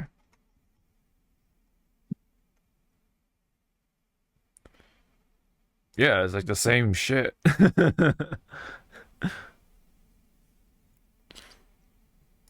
Which I don't understand when they make remake. The word remake is like you're doing something different, not just like it's a live action. Yeah, it's not So like why a can't you just say, one-to-one like yeah, it recreation. almost Hmm.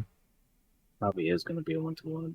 Yeah. And that's why it's like get rid of the word remake in these titles and just say live action How to Train Your Dragon. Hmm. Just or just say the title and then like in small letters and in parentheses live action. Hmm. Well, I think for the most part, it's just called How to Train Your Dragon, right? Like if that's what you'll see on the poster. But yeah, it's definitely how. Oh yeah, there's a poster right there. It's just kind of how it's marketed, and that's the term people use If nowadays. they made the How to Train Your Dragon any smaller, you would just see dragon. Mm-hmm. Mm-hmm. Yeah, film for IMAX, blah blah blah. Yep. Interesting. Have you? I We are mean, in have you IMAX. watched? Have you watched all of the movies, the animated movies? I did not. I only watched 1 and 2. I did not watch 3. I did not watch the specials. I only watched a little bit of what's it called? The series? Of the series. Okay. I mean, did you enjoy the first 2 movies at least? I mean, you watched it, right? So I don't need No, to spoilers. No, I haven't watched it. That's why I'm asking you. Oh yeah. Okay. Yes, I did cry when Stoic and the wife got back together. Okay. Because I was on the wife's side, like, shit, say something, be mad at me. You're as beautiful as you were. I lost you that day. I was like, Jesus Christ, they fucking. It's like that's that. And then Wait, so Stoic number 2, Stoic is the big dude, I take it? yeah, it's the dad, Okay. Okay. Gerard Butler. Mhm. Okay. And then number 2, when he died, I was like, I don't like this. Mm. I don't like this movie no more. Why they killed the dad? Mm-hmm. Right. All right. So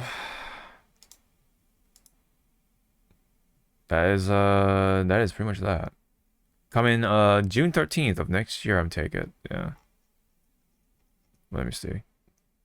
Okay. Well, I'm assuming it's next year, so. All right. That's it. That's all we got for today's episode. So, hope everyone has a good rest of the week, and we'll go from there because we should be able to sneak in one more before Thanksgiving, and then I believe Zawa then makes the trip, right? Is that correct? The expensive booty call. Yeah. To Florida. Good old 16 hours. Oh man, that is a trip. That is a trip. So we should be able to do one more, and then and then we take our break until hopefully the end of December, and then talk about the Game Awards likely, and then other random stuff. So but yeah, we'll go from there. So again, thank you very much, and we'll hope to see you all in the next one. Bye bye. Yes. Again, my friend.